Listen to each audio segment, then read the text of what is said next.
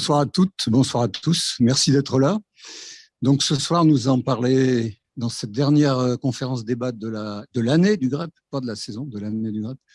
Nous allons parler de la politique étrangère de la France. Nous allons parler de géopolitique, d'armement et des droits humains, comme vient de dire Georges. Donc, comme vous le savez probablement, la France est le troisième exportateur de matériel d'armement dans le monde, derrière les États-Unis et j'allais dire l'Union soviétique, derrière les États-Unis et la Russie, et devant la Chine, la Grande-Bretagne, l'Italie et quelques autres significatifs. Donc, c'est une position importante, c'est une position qui a forcément des incidences sur la politique étrangère, en Europe, mais pas qu'en Europe, et qui a des incidences sur l'économie, puisque l'industrie d'armement, quand elle veut se faire belle devant les élus, met le paquet sur le fait que c'est une industrie qui procure en France encore beaucoup d'emplois, alors que des industries comme l'automobile ou les chemins de fer sont complètement en désindustrialisation en France. Donc ça, c'est un peu l'état des lieux. La deuxième chose, c'est que vous partagez cet avis plus ou moins. Moi, il me semble que la politique de l'armement en France, à l'intérieur de la France, le choix du budget, le choix des armes, d'une part, et puis, une fois qu'on a décidé de faire ces armes, à qui on les vend, dans quelles conditions, à des alliés ou des pas alliés, à des dictatures ou à des démocraties, etc. Le Parlement pratiquement ne discute jamais de ces choses et le peuple français ne fait pas remonter, ou les médias, beaucoup d'opinions sur ces sujets.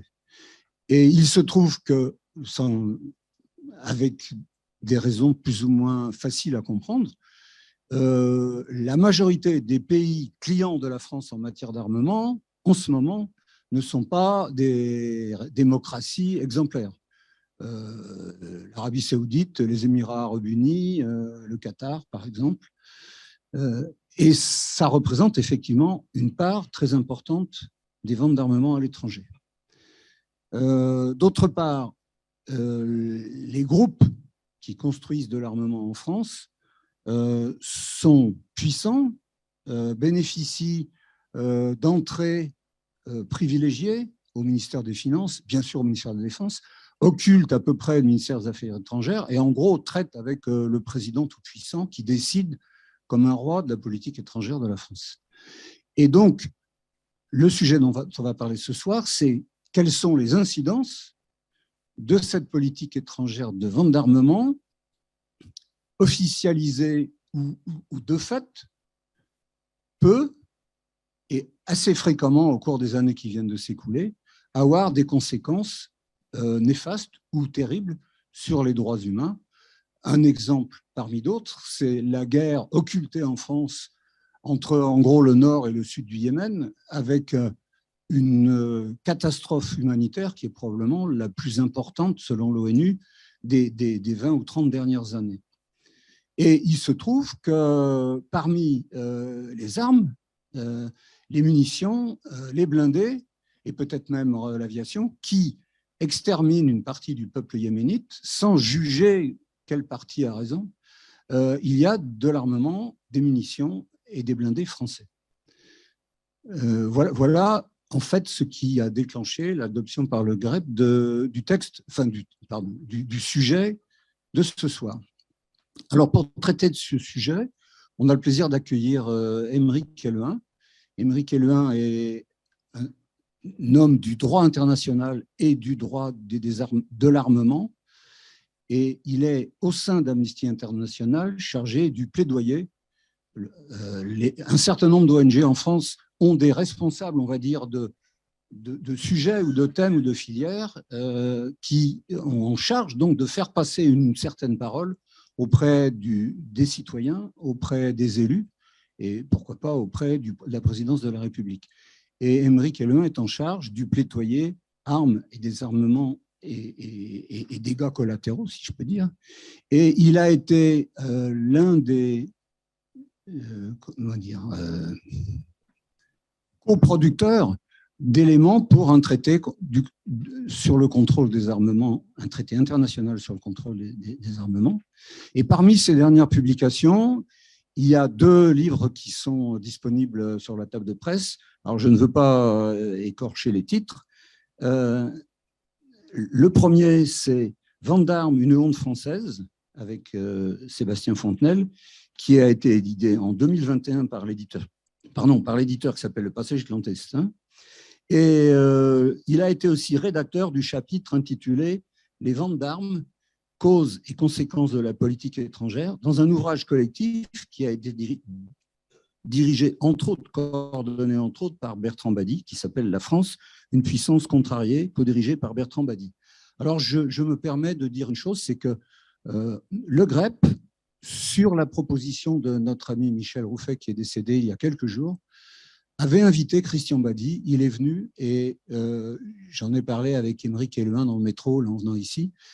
On a eu l'occasion d'écouter un type extrêmement brillant qui pourrait lui faire la formation de tout le pays sur géopolitique et qui, en plus, est un monsieur extraordinairement cultivé.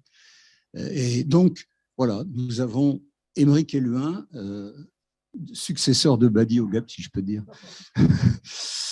Je vous donne la parole. On s'est mis d'accord à une demi-heure, 3/4 d'heure d'exposé, à peu près, c'est assez libre, pour laisser 1 heure, 1 heure et quart de questions-réponses dans la salle. À vous, merci. Merci à vous.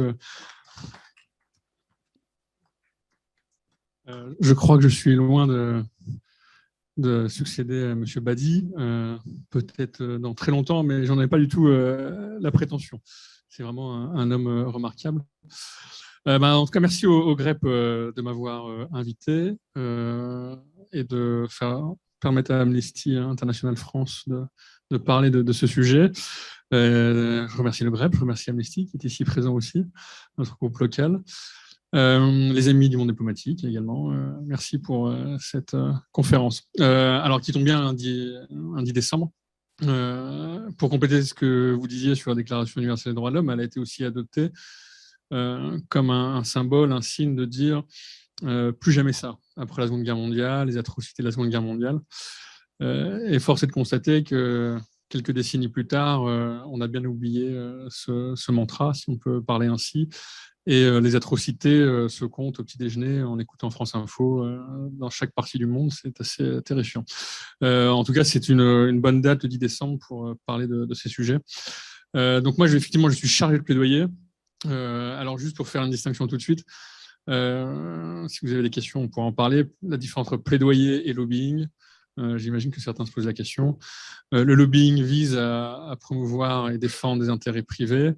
Et nous, on a choisi ce terme advocacy en anglais, donc plaidoyer en français, qui relève du vocabulaire juridique au Royaume-Uni, comme plutôt un symbole de notre travail de conviction. Le plaidoyer appelant plus un travail de conviction pour ramener nos cibles à ce que l'on entend et comprend du monde et quelles attitudes il doit adopter.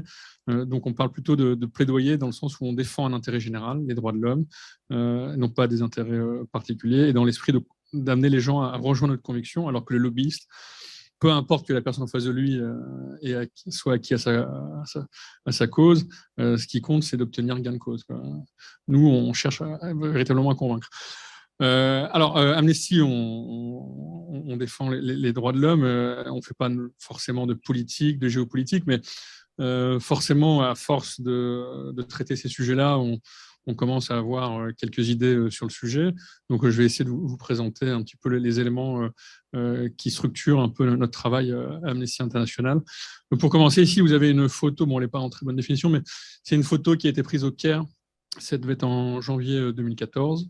Et en face, là, derrière la foule de policiers, des forces de sécurité intérieure égyptiennes, vous avez 2 véhicules au fond qui sont très aisément reconnaissables, enfin, à leurs vitres, qui sont des véhicules Renault Trucks Défense, des véhicules blindés qui ont été fournis pour faire du maintien de l'ordre. Renault Trucks Défense qui n'existe plus aujourd'hui, qui est devenu Arcus, une société qui englobe d'autres sociétés. Et donc on en parlera, mais voilà, on était au cœur de la répression en Égypte et la France fournissait des véhicules blindés. Alors ces véhicules blindés sont des véhicules qui permettent de transporter des troupes sur des lieux de manifestation. Alors, juste un petit rappel. Alors, j'essaie de ne pas être trop long, une demi-heure, trois quarts d'heure, puis comme ça, après, on peut débattre à bâton rompu. En bref, donc Amnesty, nous, on n'a pas de position de principe sur le commerce des armes. On n'est pas pour ou contre le commerce des armes. Pour nous, ce n'est pas un sujet. Ce n'est pas un sujet parce que le commerce des armes, il est légitime, il est légal, il a été reconnu par la Charte des Nations Unies. Hein. Chaque État a le droit à la légitime défense individuelle, collective, donc, ce qui signifie qu'il a le droit de produire des armes, d'en acheter pour défendre son territoire, sa population. Et nous, on défend et promouvons les droits humains, mais aussi le droit international humanitaire. Alors nous, on a adopté le vocable droits humains en 95. On a quand même mis le temps pour changer, mais on a changé en 95 pour effectivement mieux refléter la réalité du genre humain et pas se limiter à la conception des droits de l'homme, puisque les révolutionnaires ne voulaient pas effectivement accorder les mêmes droits aux hommes et aux femmes. Et nous, en 95, on a fait ce changement. Alors, les droits humains, bien sûr, mais aussi le droit international humanitaire. On est moins connu peut-être pour ça, c'est peut-être moins évident. Mais le droit international humanitaire, eh bien, c'est ce droit qui permet de protéger les populations civiles, et, les personnes qui ne sont pas des combattants, les infrastructures civiles également. Donc, c'est le droit de la guerre, en fait. Et Amnesty International travaille pour faire respecter ce droit international humanitaire, comme en Ukraine, par exemple, conflit que nous avons tous en tête aujourd'hui. Et du coup, nous n'avons pas de position de principe aussi non plus sur les industriels de l'armement. On n'est pas on ne dit pas que les industriels de l'armement sont bons ou méchants. Ce n'est pas notre propos. Pour nous, c'est un objet neutre. Son activité ne l'est pas, mais on ne met pas d'analyse d'affect sur ce qu'est un industriel, pourquoi un industriel. Ce n'est pas notre sujet. Alors, juste pour rentrer dans le débat et le sujet qui va nous occuper aujourd'hui, puisqu'on va parler de la politique étrangère. Donc, la politique, c'est les choix que l'on fait, que la société fait pour organiser la cité, ses rapports en interne, mais aussi à l'international, et quels sont les choix que l'on fait à l'international, comment on se structure. Alors là, c'était une déclaration qui avait été reprise par la presse d'Emmanuel Macron lors de sa dernière conférence de presse avec le maréchal Al-Sisi, qui est au pouvoir depuis 2013 maintenant. C'était à Paris, et donc il avait déclaré refuser de conditionner la coopération de la France aux droits de l'homme dans le domaine de la défense avec l'Égypte.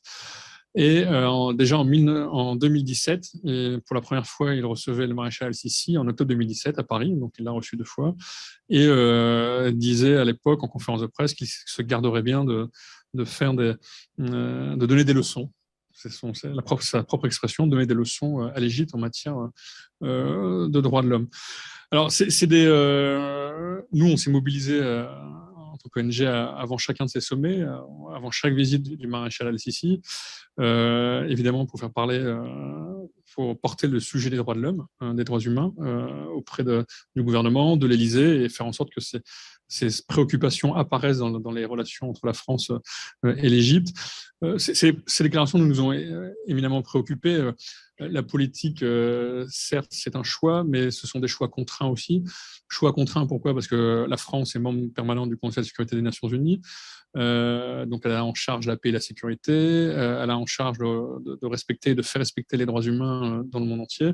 De la même façon, pour le droit international humanitaire, elle est membre du Conseil des droits de l'homme. Elle est un membre éminent de l'Union européenne. Et donc, en quelques mots, la France a mis un terme à l'objet droits humains en disant que celui-ci n'avait pas lieu d'être dans la relation franco-égyptienne, alors que la France est contrainte par des choix de politique étrangère, de par aussi les traités qu'elle a ratifiés en termes de respect des droits de l'homme, la Convention sur la torture, la Convention sur les disparitions forcées, par exemple, et traité sur le commerce des armes également. Donc la France a des obligations, et ces obligations consistent aussi à faire respecter ce à quoi elle s'est engagée auprès de ses partenaires. Donc balayer d'un geste de la main de façon très superficielle et presque condescendante le sujet, était un peu une déclaration de guerre aux défenseurs des droits de l'homme en Égypte, qui a été extrêmement mal perçue, et on le verra. Certes, on peut avoir des propos sur on ne peut pas conditionner de manière générale la politique de défense au respect des droits de l'homme, parce que la coopération de défense, ça couvre des sujets comme les exercices navals conjoints entre la France et l'Égypte. Bien sûr, peut imaginer que cette coopération subsiste. À l'inverse, quand on parle de coopération de défense, les transferts d'armes, eux, sont éminemment questionnables. L'objet exportation d'armement et de certains types d'armement est éminemment questionnable. Et puis c'est une remise en cause finalement de l'universalité des droits de l'homme. Les droits de l'homme, Amnesty le défend parce que la Déclaration universelle, dans sa propre expression, contient le mot universel, sont universels, inaliénables, indérogeables. Donc la France a pour charge de les faire respecter. Et donc c'est une remise en cause de l'universalisme, c'est un peu du relativisme. Autre trait caractéristique qui a bien été dessiné par la CGT, en France, il n'y a pas que les ONG qui travaillent sur le sujet armes, il y a beaucoup de syndicats qui sont mobilisés, notamment la CGT. Et donc, avait caricaturé la position française suite à une intervention de Florence Parly en février 2019 à la radio, c'était sur France Inter, suite à un reportage d'envoyé spécial sur les enfants au Yémen. Elle avait été interrogée sur les ventes d'armes françaises et s'était emmêlé les pinceaux, avait dit un peu tout et son contraire et décrédibilisé finalement la position française.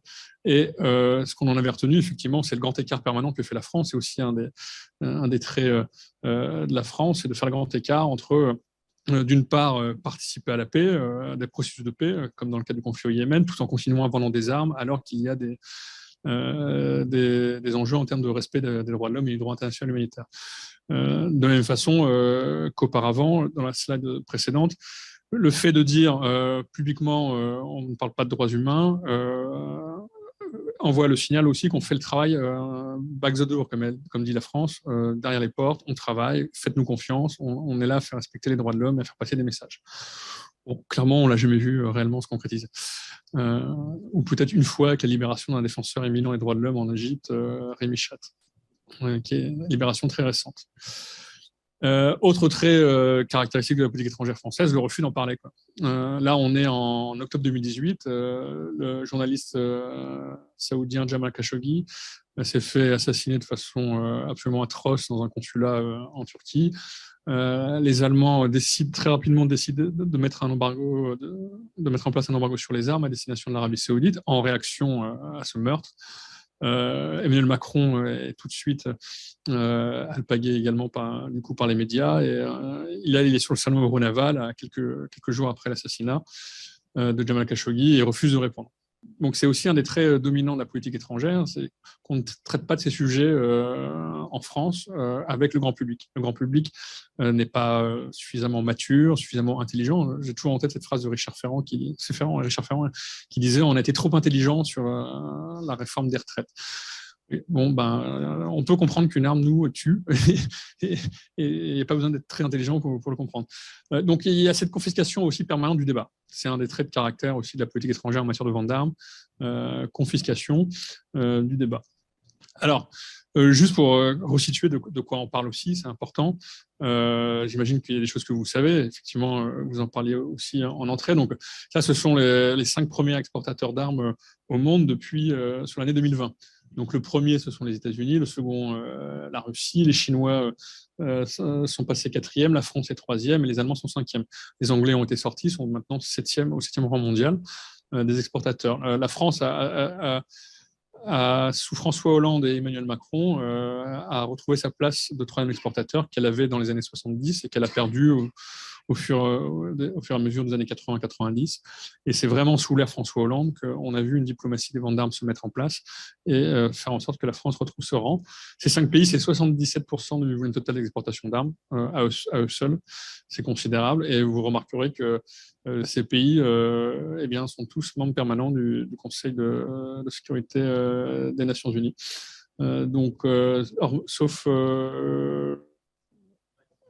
Sauf l'Allemagne, pardon. Sauf l'Allemagne, excusez-moi. Sauf l'Allemagne. Et selon le CIPRI, donc le Stockholm Institute for Peace and Research en Suède, en 2020, le montant des dépenses, le montant financier des exportations d'armes s'évaluait à 112 milliards de dollars, soit 106 milliards d'euros, ce qui est considérable et qui représente une courbe croissante depuis quelques années. Là, ce sont la répartition des parts de marché. Donc, les États-Unis, c'est 39%, c'est de loin le premier exportateur, clairement. les Russes derrière, 19%, et la France, 11%. Et après, vous avez les suivants, la Chine, l'Allemagne, le Royaume-Uni, et puis d'autres qui sont moins connus, Israël, la Corée du Sud, Italie, Israël étant un pays extrêmement agressif en matière d'exportation d'armement. Mais voilà, les États-Unis sont quand même de loin le premier exportateur. Récemment, le CIPRI, qui est un peu la référence internationale en matière de tendance, en matière de commerce, d'exportation, de production, de dépenses en matière d'armement, a sorti ses dernières données relatives aux 100 plus grosses entreprises mondiales de l'armement. Donc, dans les 100 plus grosses entreprises mondiales de l'armement, vous en avez 5 qui sont françaises.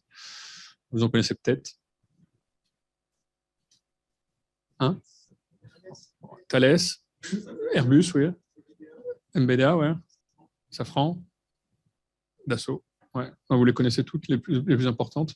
Et c'est à peu près les France, ces 5 entreprises représentent 4,9% du marché de l'armement, enfin, en termes de part de marché par rapport aux autres pays. Les États-Unis, c'est 51%. Enfin, dans le top 100 des entreprises, vous avez 20-30 entreprises américaines, quoi. Donc les Français, on est quand même loin derrière. Alors, ça, c'est peut-être un des aspects qui va nous intéresser le plus, quand même. Donc, les principaux clients de la France, traditionnellement, sont au Moyen-Orient. Mais ça a un peu évolué ces dernières années. La tendance a été d'aller de plus en plus vers l'Asie. Néanmoins, on retrouve parmi les premiers clients de la France. Alors, il y a 2 choses à distinguer, c'est les prises de commande et les livraisons. Là, ce sont des données issues du rapport annuel que fait le ministère des Armées sur les exportations d'armes. Donc, tous les ans, le ministère des Armées produit un rapport à destination du Parlement pour expliquer comment il exporte. On le verra, c'est un rapport qui est très peu transparent. Néanmoins, on apprend des choses dessus, notamment sur le montant financier des prises de commande et des livraisons. À noter que les prises de commande s'étalent sur le temps long en termes de livraison, donc on n'a pas forcément un effet immédiat lorsqu'il y a une prise de commande d'une année sur l'année suivante, ça s'étale sur plusieurs années.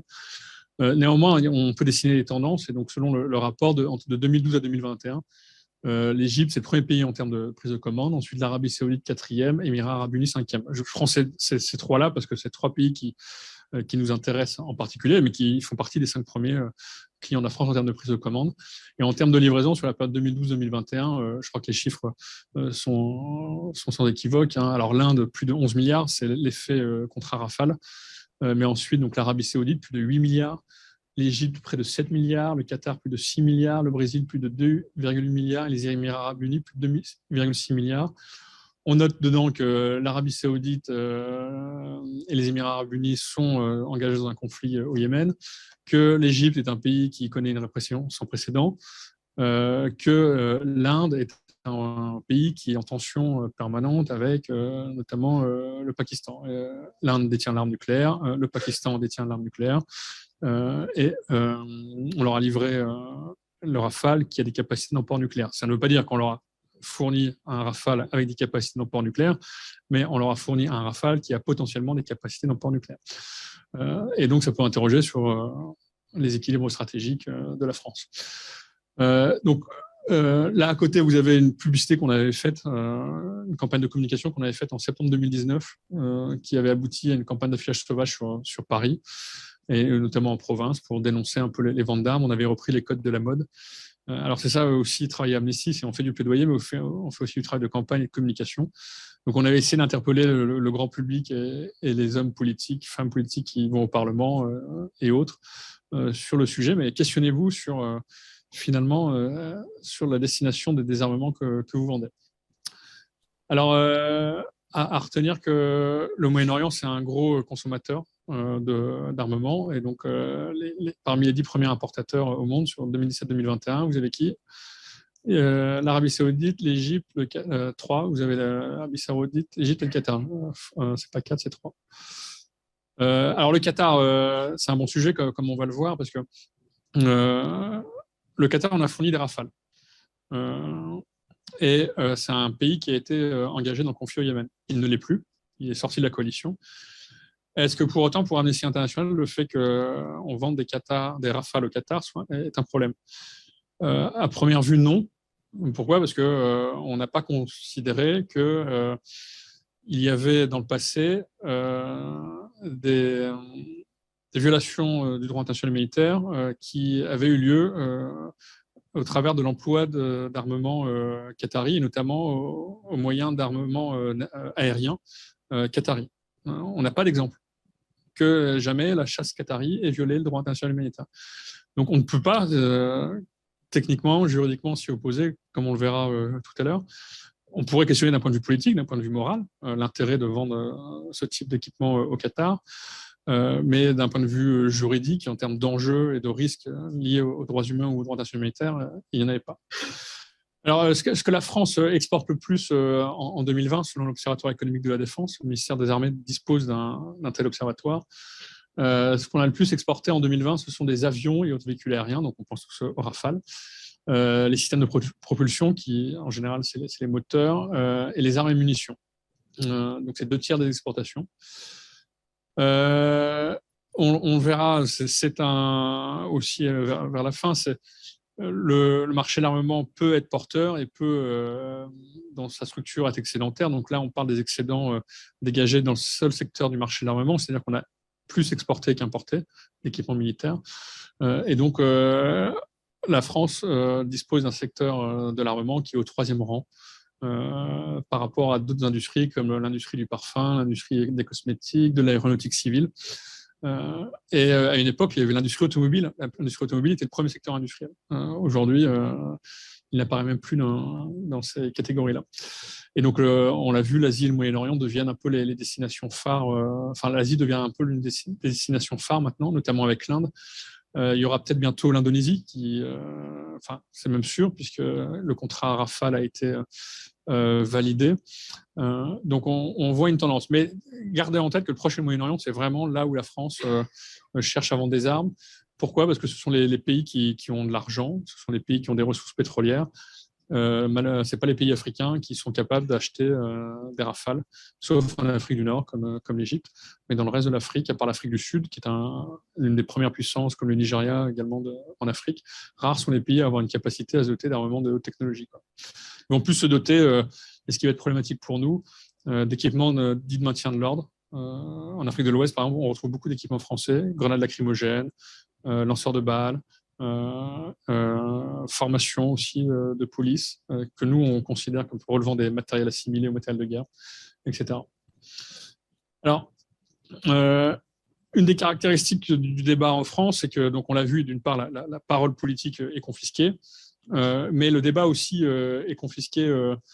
Pourquoi ? Parce qu'en France, on a une opacité. Je dis opacité, mais à dessein, je choisis bien mes mots, et qui permet...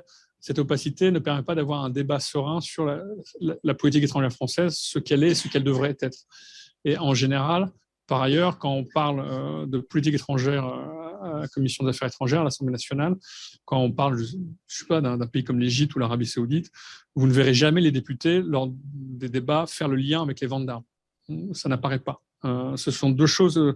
Les relations franco-égyptiennes, franco-saoudiennes sont séparées quand on parle d'armement ou quand on parle de situation politique générale de la France avec ces pays. Et l'opacité se caractérise par un manque de transparence et de contrôle. Transparence, c'est-à-dire qu'on a l'impression d'avoir beaucoup d'informations aujourd'hui, via Internet, etc., mais on a peu de données officielles. Les données officielles, ce sont les données données par le gouvernement, et notamment le ministère des Armées. Il y a bien ce rapport au Parlement qui existe depuis une vingtaine d'années maintenant, mais ce rapport ne donne pas d'informations suffisantes pour comprendre et questionner à dessein la politique étrangère, notamment en matière de respect des droits de l'homme. Dans le rapport, on va surtout trouver en fait une partie narrative qui explique en quoi la France, le marché de l'armement, il est porteur pour la France et pourquoi il est important en termes d'indépendance, de souveraineté. Mais le lien avec les droits de l'homme est très peu fait dans le rapport. Donc c'est plutôt un rapport qui vise à montrer la force commerciale du secteur industriel de l'armement français. C'est plutôt un rapport qui vise à glorifier les ventes d'armes françaises et à expliquer leur intérêt, notamment en termes de force économique. Et il y a une partie statistique, et la partie statistique se contente de donner des informations d'ordre financier sur les prises de commandes, les livraisons, le nombre de licences qui vont être accordées. Les licences, ce sont les autorisations d'exportation. Mais on ne sait jamais, à la lecture du rapport, ce qu'on a vendu précisément, à qui, pourquoi faire et avec quelle garantie. Donc, si à la fin du rapport, vous dites bah oui, on a vendu l'Arabie Saoudite, Et si je vous demande qu'est-ce qu'on a vendu, vous ne pourrez pas me le dire. Alors, ça a un peu changé avec le traité sur le commerce des armes auquel la France est partie. La France, dans le cadre de ce traité, doit donner un certain nombre d'informations sur ce qu'elle exporte. Donc, on a sur certaines catégories d'armement des informations, mais ces informations restent très limitées. Donc, par exemple, au travers du traité sur le commerce des armes, les véhicules blindés sont couverts. Donc, j'apprends que de 2015 à 2020, la France doit produire donc un rapport annuel. J'apprends que la France a fourni presque 2000 véhicules blindés à l'Arabie Saoudite, alors que l'Arabie Saoudite est en conflit avec le Yémen et qu'il y a un risque que ces véhicules servent sur le terrain pour commettre des violations graves des droits de l'homme. Donc, je parle d'Omerta aussi, parce que notre mouvement parle d'Omerta, parce qu'il est difficile de parler de ces sujets. Il est difficile de parler de ces sujets, il est difficile de parler de politique étrangère et de vente d'armes. Et on a notamment un député qui s'appelle Sébastien Nadeau, qui était dans la majorité En Marche lors du premier mandat d'Emmanuel Macron. Donc, il était nouveau député. Il a vu ce documentaire sur Envoyé spécial sur les enfants dans la guerre au Yémen et a décidé de réagir et de demander des comptes au gouvernement sur les ventes d'armes françaises. Et il a été frappé à la porte du ministère des Affaires étrangères, à la Défense, à l'Élysée, chez le Premier ministre, et tout le monde lui fermait la porte au nez. Il voulait savoir ce qu'on exportait et quelles mesures on prenait finalement pour éviter que les armes que l'on vende puissent servir à commettre des crimes de guerre, par exemple. Il n'a pas eu de réponse, alors ça l'a enclin à demander une commission d'enquête pour établir la légalité des ventes d'armes de la France à l'Arabie Saoudite et aux Émirats Arabes Unis, qui sont les deux principaux membres de la coalition militaire engagée au Yémen. Cette commission d'enquête n'a jamais vu le jour, parce que notamment Feu Marielle de Sarnez, qui dirigeait la commission des affaires étrangères, faisait une interprétation autre que la nôtre du règlement intérieur, du fonctionnement de la commission des affaires étrangères, et donc faisait un peu blocus, et finalement elle a consenti à mettre en place une mission d'information. Une mission d'information pour réfléchir, questionner les enjeux liés aux ventes d'armes en matière de politique étrangère. Alors, la transparence, on ne l'a pas sur donc les transferts d'armes, qui sont... quand je dis transfert d'armes, c'est sur les licences d'exportation. On n'a pas de transparence sur les autorisations qui sont données sur les exportations d'armes. On n'a pas de transparence sur le processus de décision qui va conduire à délivrer ces licences. Et c'est quelque chose qui est important parce que, on va le voir, la France est partie du traité sur le commerce des armes, et ce traité impose à tous les États d'évaluer pour chaque demande de transfert d'armes le risque que ces armes puissent servir à commettre ou faciliter des violations graves des droits de l'homme. Je prends un exemple tout bête, un peu grossier, mais par exemple, un pays demande à la France s'il peut acheter à la France des lance-missiles portables pour équiper sa force de police. Bon, la France doit, au travers de ce processus interministériel, évaluer si, d'une part, c'est bien fondé. Est-ce que la police vraiment de ce pays a intérêt à avoir des lance-missiles portables? C'est un peu absurde.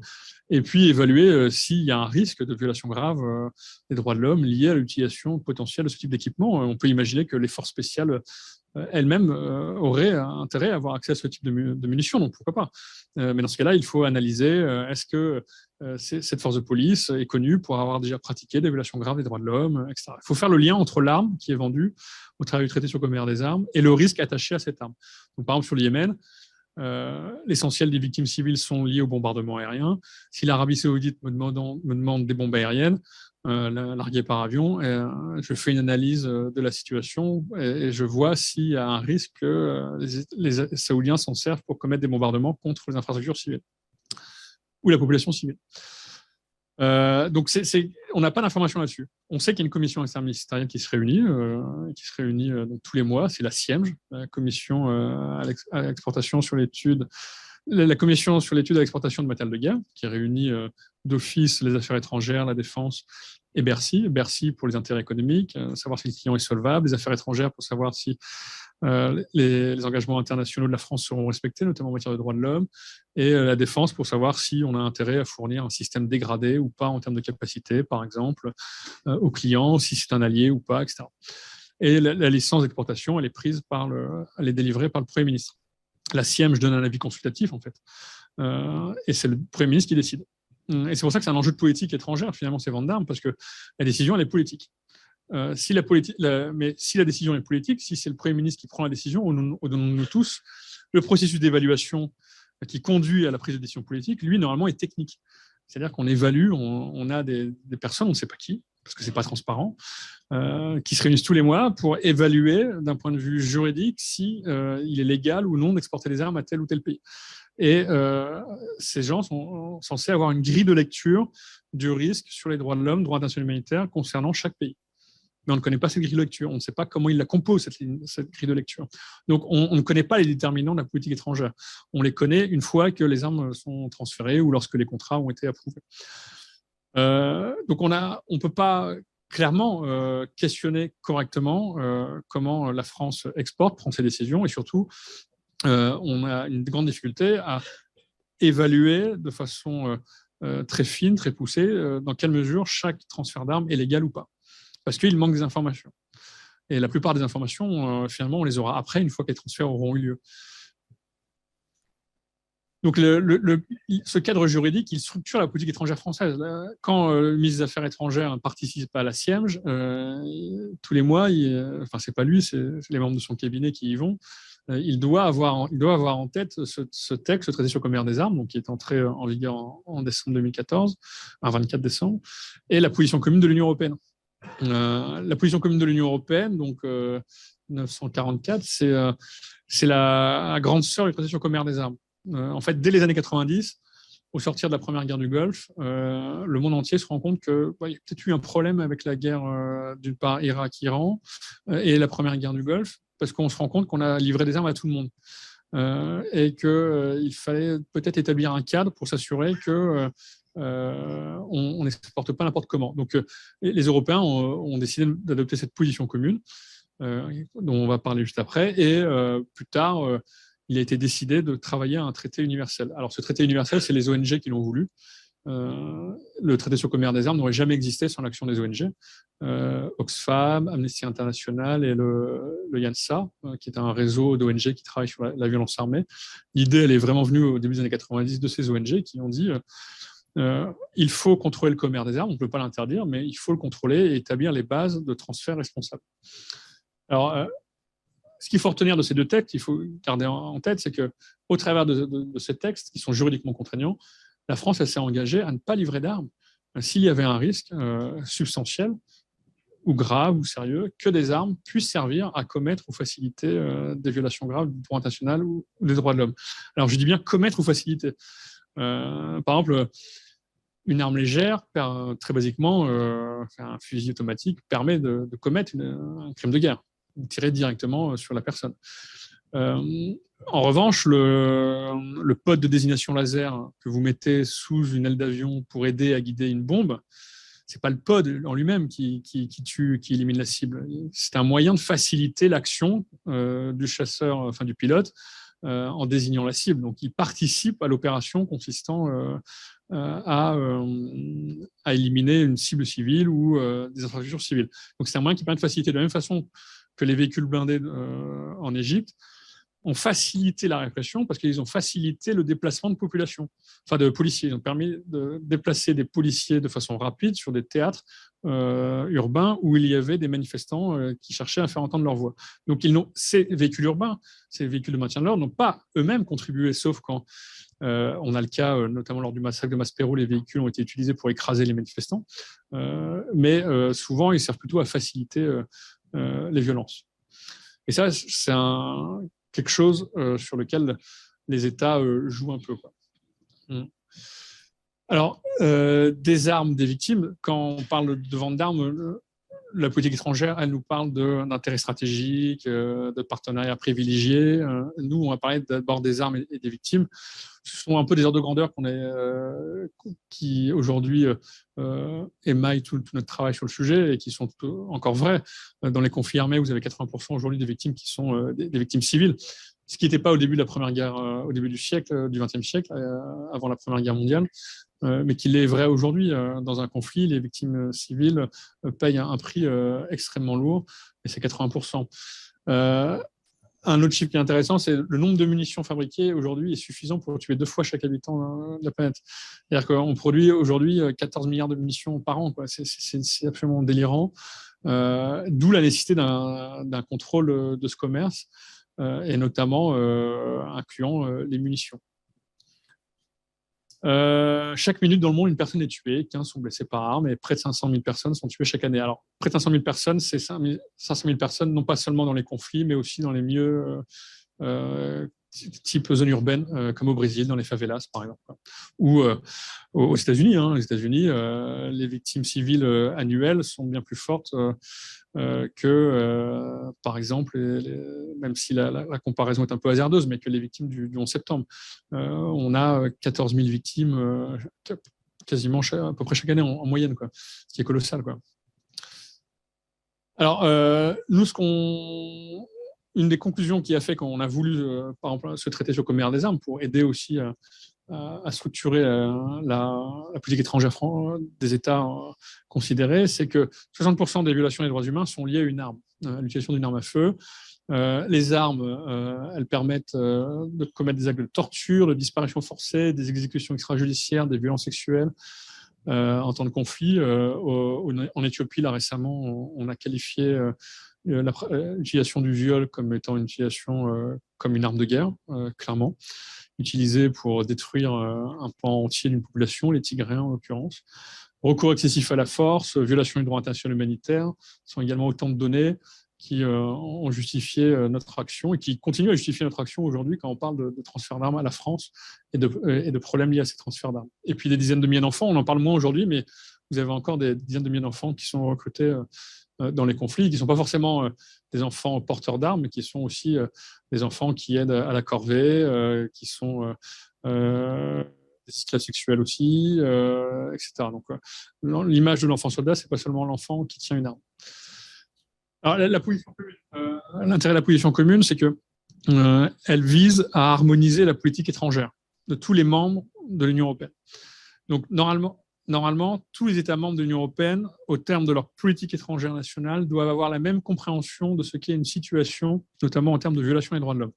En fait, la position commune, elle établit 8 critères à l'exportation. Elle dit, vous avez le droit de faire du commerce, mais il y a des règles minimales à respecter, et notamment, par exemple, le critère numéro 2, vous ne pouvez pas exporter si les armes que vous allez exporter emportent un risque manifeste d'être utilisées pour la répression interne. Visiblement, tous n'ont pas eu la même compréhension de ce que c'était la répression interne en Égypte. Donc, pendant le printemps arabe éclatant en 2011, la position commune existe depuis 1998. À la base, c'est un code de conduite, seulement un instrument politique. C'est une position commune depuis 2008 qui est juridiquement contraignante. Et normalement, toutes les exportations de tous les pays de l'Union européenne auraient dû s'arrêter après le printemps arabe et ensuite après la venue du maréchal El-Sisi concernant les équipements pouvant servir à la sécurité intérieure, notamment tout ce qui est véhicules blindés, armes légères, hélicoptères. Tout cela aurait dû cesser d'être exporté. Visiblement, ils n'ont pas eu la même compréhension de la situation parce que certains ont arrêté et d'autres ont continué. Donc, il y a un véritable enjeu à ce que les États établissent des grilles de lecture objectives de ce qu'est une situation de violation des droits de l'homme ou de répression interne. Bon, elle est juridiquement contraignante. L'un des critères, c'est aussi de ne pas fournir d'armes à un pays alors que la fourniture d'armes pourrait contribuer à alimenter un conflit. Donc on peut se poser la question aujourd'hui, par exemple, de est-ce que transférer des armes à l'Ukraine est légal ? Je pose ça comme ça. Je n'ai pas forcément la réponse là, mais on peut se poser la question. Le traité sur le commerce des armes. Très rapidement, le processus, il a commencé en 1993, donc on a proposé ce traité. Et le traité, il a mis 20 ans à être adopté. Il y a eu un processus onusien extrêmement long, mais ce traité a pu être adopté parce qu'il y a une mobilisation des ONG du Nord et du Sud. Sans les ONG du Sud, on n'aurait pas eu ce traité, parce que les ONG du Sud, en Afrique, en Asie, en Amérique latine, ce sont celles qui ont permis de faire le lien entre l'utilisation des armes et la violence armée, les conséquences de la violence armée. Alors que nous, dans les pays du Nord, on pouvait plus parler de la responsabilité des producteurs. Donc, on a joint nos forces et on a pu sensibiliser les États. Et les pays d'Afrique ont joué un rôle déterminant pour qu'on ait un traité sur le commerce des armes. Le cœur du TCA, très rapidement, ce sont deux articles, c'est l'article 6 et l'article 7. En fait, le traité sur le commerce des armes va encadrer le commerce des armes et responsabiliser le commerce des armes. Et donc, contribuer à la responsabilité de la politique étrangère. Donc, le traité n'interdit pas le commerce des armes, il autorise le commerce des armes, mais pose deux postulats. Pose un premier postulat, qui est l'article 6. Il y a des circonstances où il est absolument interdit de transférer les armes. Et c'est l'article 6 qui les pose.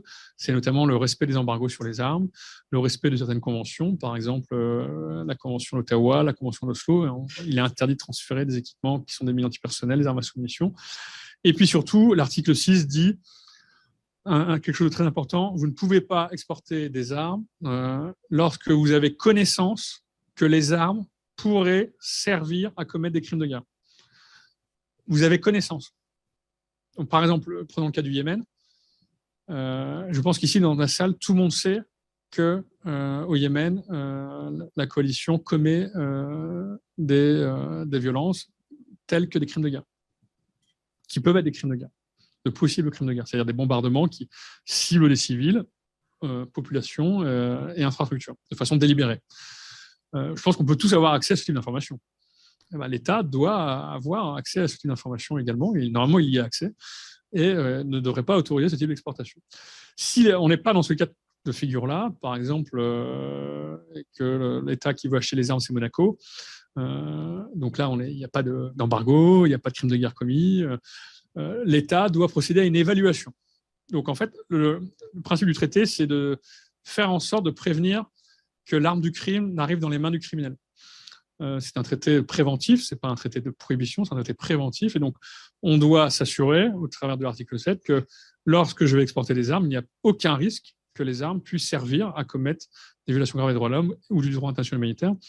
Alors, par exemple, si je vends des armes à la police égyptienne, normalement, je dois m'assurer que dans les 20 années précédentes, par exemple, cette demande, vérifier la pratique de la police égyptienne. Est-ce que la police égyptienne est connue déjà pour commettre des violations des droits de l'homme au moyen d'armes de sécurité intérieure, telles que des armes légères, des grenades, explosifs, des véhicules blindés, etc. Je dois étudier le terrain. Si ce n'est pas le cas, je peux exporter. Mais si c'est le cas, je ne peux pas exporter. Alors, on peut aller au-delà, en plus, dans le raisonnement, c'est est-ce que les forces de police qui demandent ces armements sont formées au principe du droit international sur le recours à la force. Normalement, quand vous êtes policier, le droit international l'établit bien, vous ne pouvez pas recourir à la force si vous n'êtes pas en situation de légitime défense. Le risque doit être imminent et vous ne pouvez pas répondre de façon disproportionnée à une menace qui ne met pas en cause votre vie. Et de façon disproportionnée, c'est tuer le manifestant devant vous, par exemple. Est-ce que les forces de police sont formées à ça? Si ce n'est pas le cas, je prends quand même un risque à exporter des équipements si la police en question n'est pas formée correctement au respect du droit international. Donc, ce sont les déterminants qui doivent occuper les membres du gouvernement en termes lorsqu'ils décident de ce que doit être leur politique étrangère, qui ne doit pas être seulement une politique de vente d'armes, mais une politique contrainte de vente d'armes, parce qu'il y a des considérants juridiques à prendre en compte. Bon, le traité sur le commerce des armes, aujourd'hui, c'est 113 États parties. Le dernier à avoir ratifié, c'est le Gabon. Et là, en bleu, vous avez foncé, vous avez tous les pays qui ont ratifié. En gris, tous les pays qui n'ont pas signé ni ratifié. Alors, vous le voyez, la Chine a ratifié. Les États-Unis l'ont signé. Donald Trump a retiré la signature. Alors, je ne sais pas comment il a fait, parce que quand vous signez, c'est au stylo, quoi. Donc, c'est difficile d'enlever la signature. Donc, ils ont dit qu'ils l'avaient signé. Alors, on espère qu'un jour, les États-Unis ratifieront, mais pour ça, il faudrait avoir la configuration idéale au Congrès. On n'a pas encore eu. La Russie ne l'a pas rejoint. Et vous avez beaucoup de pays d'Afrique, par exemple anglophones, qui ne l'ont pas encore rejoint. Mais vous voyez, les pays d'Afrique francophone, une partie de l'Amérique du Nord, l'Europe, une partie de l'Asie, Océanie, Amérique latine l'ont rejoint. Alors, on a déjà parlé, mais juste très rapidement, en France, l'exportation d'armes, elle est illégale. Vous ne pouvez pas exporter des armes, vous n'avez pas le droit, c'est prohibé. Donc le principe, c'est la prohibition. Donc tous les industriels de l'armement doivent demander une autorisation. Le guichet unique, c'est le ministère de la Défense. Ils doivent s'adresser au ministère de la Défense, au ministère des Armées, pour avoir l'autorisation d'exporter des armes. Donc le ministère de la Défense vérifie si les conditions sont réunies, et puis ensuite, c'est envoyé à la fameuse SIEMG, qui décide tous les mois. Donc il y a un contrôle interministériel avec une décision politique prise par le Premier ministre. Et avec un principe qui est la licence unique. En fait, on a aussi une difficulté en termes de transparence pour comprendre comment la France aujourd'hui traduit ses exportations d'armes en lien, dans le respect de sa politique étrangère liée aux droits de l'homme.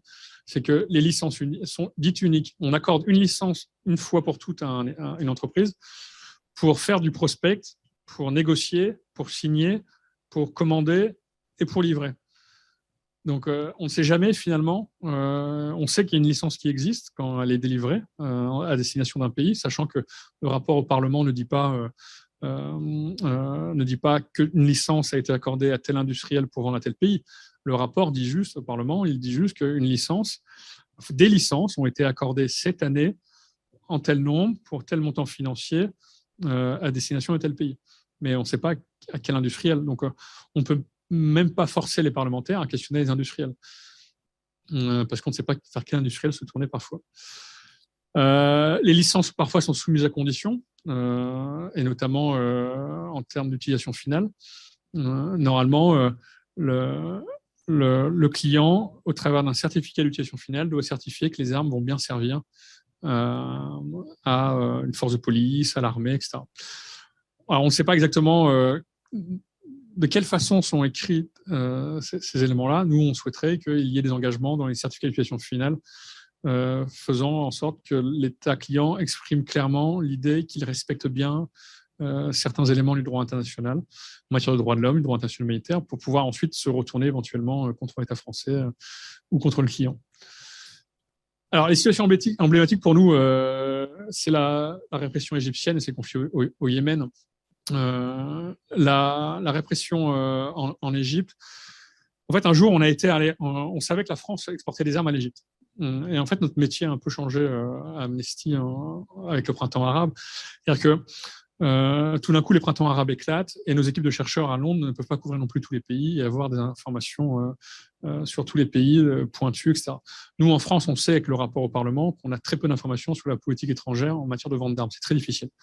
Mais un jour, on a une journaliste qui revient du Caire et qui nous dit « Tiens, j'ai des photos, est-ce que vous pouvez me dire ce que c'est ?»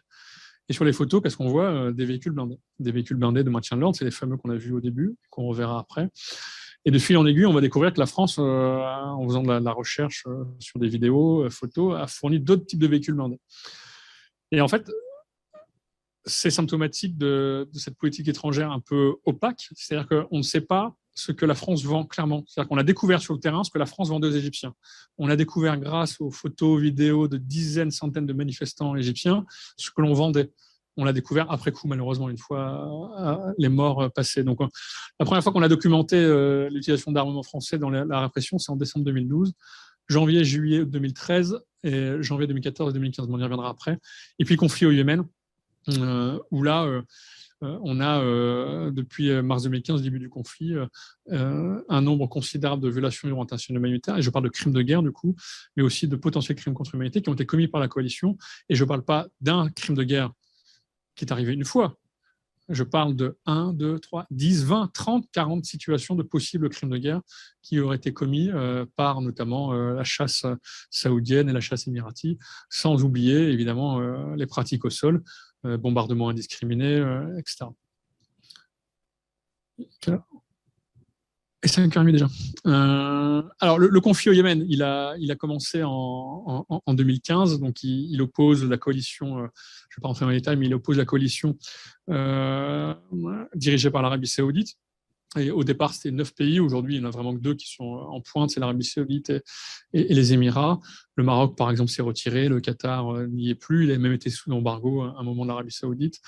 Et dans le cadre de ce conflit qui les oppose aux Houthis, qui est une mouvance zayidiste, ce qui ne fait pas de ce conflit un conflit religieux, pas du tout, mais les Houthis qui ont été souvent marginalisés, se sont rebellés contre les autorités yéménites et puis ont pris le pouvoir. Et donc le président a quitté le gouvernement, le Yémen, pour se réfugier en Arabie Saoudite et a demandé l'aide de l'Arabie Saoudite. Et donc la coalition s'est enclenchée, la coalition militaire qui, à l'époque, disait en 6 semaines, ça sera réglé le conflit, on reprendra le territoire aux Houthis. Les Houthis étaient au nord et donc avaient au nord-ouest du pays, et avait conquis une grosse partie du territoire, notamment la capitale, Sanaa. Et en fait, on est 8 ans après, le conflit dure encore, et ce conflit se traduit par des bombardements aériens incessants, notamment, et qui ont touché des logements, des écoles, des hôpitaux, des marchés, des mosquées, des mariages, des enterrements, des bateaux de pêcheurs. Quand je dis bateau de pêcheurs, c'est pas le tonnier, c'est des embarcations de pêche artisanes, toutes bêtes, toutes simples, pour aller pêcher au filet. Et nous, de notre côté, on a rassemblé des preuves sur 41 frappes aériennes qui ont entraîné la mort et la blessure d'un millier de personnes. Clairement, on a établi un schéma de tactique délibérée de frappe contre des populations civiles et des infrastructures civiles. Ce qui est apparu, c'est que la France a fourni de l'équipement aérien dans le cadre de ce conflit. Alors ça, c'est une partie des équipements que la France fournit, c'est des illustrations. En haut, vous avez le fameux canon César. Je ne sais pas si vous vous souvenez, à l'époque, en termes de politique étrangère, une des excuses, c'était de dire mais les canons fournis aux Saoudiens, c'est juste pour défendre le territoire saoudien, ils ne rentrent pas en territoire yéménite. Ils ont une portée de 40 km à peu près, donc ils peuvent frapper sans problème en territoire yéménite. Maintenant, en Ukraine, c'est des armes offensives d'excellence. Il n'y a pas d'arme défensive, ça n'existe pas. Une arme, elle est faite pour détruire, tout simplement, éliminer une cible. Et la meilleure attaque, c'est souvent la meilleure défense, souvent c'est l'attaque. Donc voilà, on peut jouer sur toutes les idées, mais la seule chose à retenir, c'est qu'une arme est conçue pour détruire, tout simplement, et éliminer une cible. On a fourni donc les munitions qui vont avec les canons César. On a fourni des ravitailleurs MRTT qui permettent de ravitailler en vol la chasse saoudienne et émiratie. Typiquement, ce type d'avion, c'est Airbus. D'ailleurs, ils sont militarisés, je crois, en partie à Toulouse, ces fameux A330 MRTT. Le MRTT permet de contribue à faciliter la réalisation du crime lorsqu'il est commis par un avion de chasse, mais ce n'est pas lui qui commet le crime. Des navires de guerre, évidemment. Alors, les navires de guerre ont été fournis en partie avant le début du conflit et ne le sont plus. Et il y en a de nouveaux qui ont été vendus après. Alors les Français, les autorités nous disent mais oui, mais on les a vendus avant le début du conflit, on n'est plus responsable. Oui, sauf que le problème, c'est que ces navires de guerre sont maintenus en conditions opérationnelles par les Français. Il y a une chaîne logistique extrêmement importante pour maintenir en état opérationnel parce que ça consomme énormément de pièces. L'usure est énorme. En plus, on est dans des eaux extrêmement salées, etc. Donc, le train de maintenance permet de continuer à utiliser ces équipements. Donc, il y a une responsabilité encore de la France. La France ne veut pas dire je ne suis plus responsable.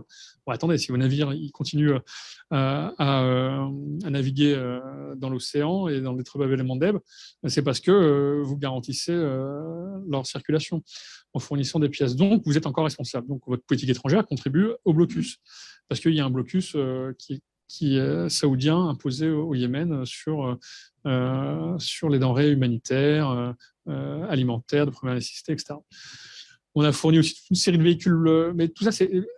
En fait, ce qu'on connaît de l'armement français, c'est le Rafale. C'est le Rafale, le Charles de Gaulle, c'est quoi d'autre? C'est le FAMAS, quand il existait encore. Mais tous ces véhicules-là, n'importe qui ne les connaît pas nécessairement.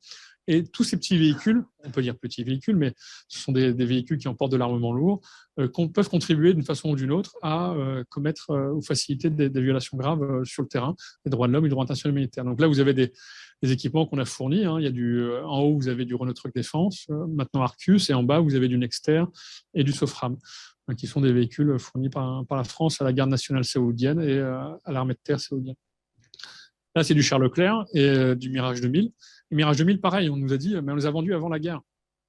Oui, mais Dassault, le PDG, en conférence de presse en 2016, nous dit, et nous sommes très fiers de vous dire que ces avions volent aujourd'hui, sont maintenus en conditions opérationnelles par Dassault et contribuent à la guerre au Yémen. Et nous, dès mars 2015, on a documenté des frappes aériennes indiscriminées et illégales, dans la mesure où on frappait déjà des cibles civiles de façon indiscriminée. Et le char Leclerc, qui a été utilisé notamment dans la bataille d'Odeïda, donc un port au sud, et là, pareil, ils ont été vendus avant la guerre, c'est le seul pays à en avoir acheté, mais un char Leclerc, dans le désert, ça bouffe des pièces et composants. Ils sont tropicalisés, c'est-à-dire qu'ils ont été mis en condition pour résister aux conditions du terrain, la chaleur, le temps sec, dans un désert, mais il faut les entretenir. Et donc, la France a contribué depuis toujours à les maintenir en conditions opérationnelles et même à les moderniser. C'est La Croix qui avait titré des armes françaises tuent au Yémen. Alors, nous, notre enjeu, il est quand le conflit au Yémen éclate, on est tout seul un petit peu, nous, Amnesty, et puis quelques ONG militaires, mais on est très peu entendus. Et on voit bien que les arguments sont souvent politiques en face de nous, donc on essaie de ramener le débat sur le terrain juridique. Donc, on a demandé à un cabinet d'avocats d'expliquer en quoi la politique étrangère de vente d'armes françaises posait un problème et pouvait être considérée comme illégale au regard du traité sur le commerce des armes et de la position commune de l'Union européenne. Donc, on a mandaté le cabinet Ancil, qui a fait un travail d'évaluation d'une centaine de pages pour dire oui, il y a un risque aujourd'hui que les ventes d'armes françaises soient illégales. Mais on n'est pas les seuls. On n'est pas les seuls. Le groupe d'experts du Conseil de sécurité des Nations Unies, qui est en charge d'assurer la surveillance de l'embargo sur les armes qui pèsent sur les Houthis, fait également un screening du respect du droit international. Et dès 2017, dans un de ses rapports, dit probablement un Mirage émirati aurait commis une frappe aérienne illégale contre une cible civile. Il y a le groupe d'experts régionaux du Conseil des droits de l'homme qui avait été mis en place sur le Yémen en 2017 et qui a été dissous en 2021 suite à la pression des Saoudiens, qui enquêtait sur les violences commises et qui incriminait la France, l'Iran, le Royaume-Uni, les États-Unis dans la fourniture d'armes, en disant la France et ces pays-là sont complices de fourniture d'armes et donc de violences au Yémen. Et des contentieux européens qui vont se développer.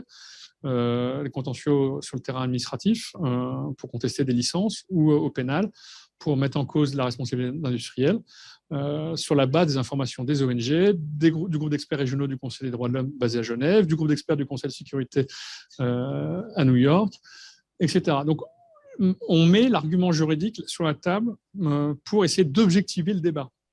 Parce qu'on ne peut pas rester dans le débat de politique étrangère consistant à dire on a besoin d'indépendance, de souveraineté, on a besoin d'alliés.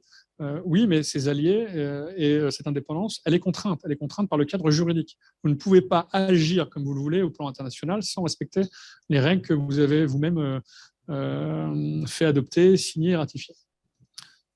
Tac. Alors, le conflit au Yémen a été symptomatique d'énormément de réactions, enfin, tout aussi folles parfois les unes que les autres. Bon, il y a la discussion de base, faut-il vendre des armes à l'Arabie Saoudite, avec Cécile Coudriou, qui était ici d'ailleurs invitée par le GREP, l'ancienne présidente d'Amnesty France. Manuel Valls, qui était en octobre 2018, non 2015, octobre 2015, oui, 2015. Le conflit venait de commencer. En mars, on avait également documenté au Yémen l'utilisation de bombes à sous-munitions, des armes totalement illégales, des bombes à sous-munitions américaines. D'ailleurs, après avoir dénoncé l'utilisation de ces fameuses bombes à sous-munitions américaines produites par Textron, par les Saoudiens, Textron a renoncé finalement à produire ces armes à sous-munitions.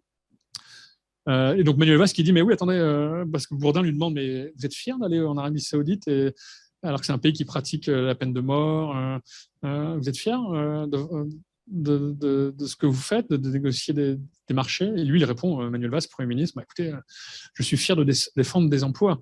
Alors, c'est aussi une difficulté du débat en France, c'est-à-dire qu'on est souvent dans la démagogie et on va opposer des valeurs morales à d'autres valeurs morales. Et l'une des valeurs morales, par exemple, très forte en France, c'est le fait de détenir un emploi et de participer à la création de l'emploi. C'est un peu un mantra aujourd'hui, le fait de développer les emplois pour aller vers le plein emploi.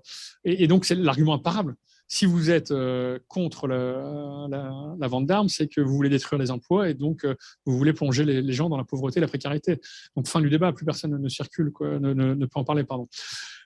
Donc, c'est le type de choses auxquelles on est confronté, même au niveau, quand on parle de politique étrangère en matière de vente d'armes.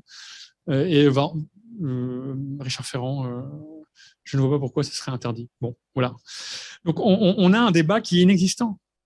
Il est inexistant, ce débat. On est confronté à ce type de sortie. Et Emmanuel Macron qui dit c'est pure démagogie en octobre 2018 que de dire d'arrêter de vendre des armes, d'arrêter de vendre des armes à l'Arabie Saoudite.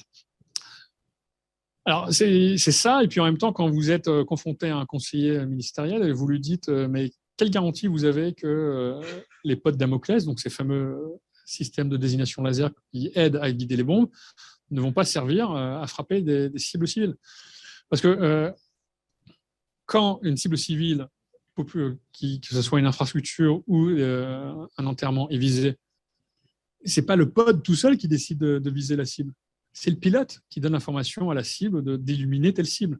Donc, quelles sont les garanties que vous pouvez apporter que les équipements que vous avez vendus dans le cadre du conflit au Yémen, alors que c'est un conflit qui se passe énormément dans les airs, parce que les Saoudiens, les Émirats ne veulent pas forcément occuper le terrain et donc frappent dans les airs, comment vous vous assurez que les systèmes que vous avez vendus ne sont pas embarqués à tel moment sur tel avion pour aller frapper et aider à frapper? On ne nous répond pas, évidemment. L'Égypte, c'est un cas un peu incroyable. D'une part, parce que c'est un pays qui connaît aujourd'hui une répression sans précédent, donc c'est un pays qui n'est jamais sorti de la répression.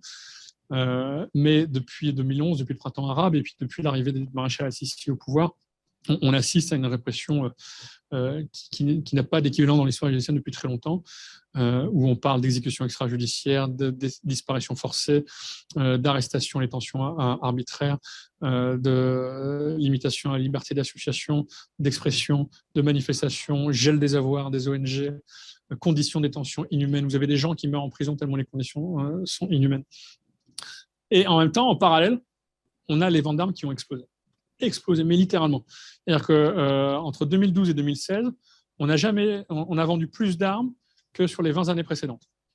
Tout d'un coup, il y a un appel d'air. Alors, du reste, Disclose, le média indépendant d'investigation, à la fin de l'année dernière, en 2021, sort des informations confidentielles défense, énormément de documents classés confidentiels défense émanant de l'état-major des armées, indiquant que l'état-major des armées avait promu l'idée de profiter de la présence des militaires au pouvoir pour contribuer, pour vendre des armes, le plus d'armes possible.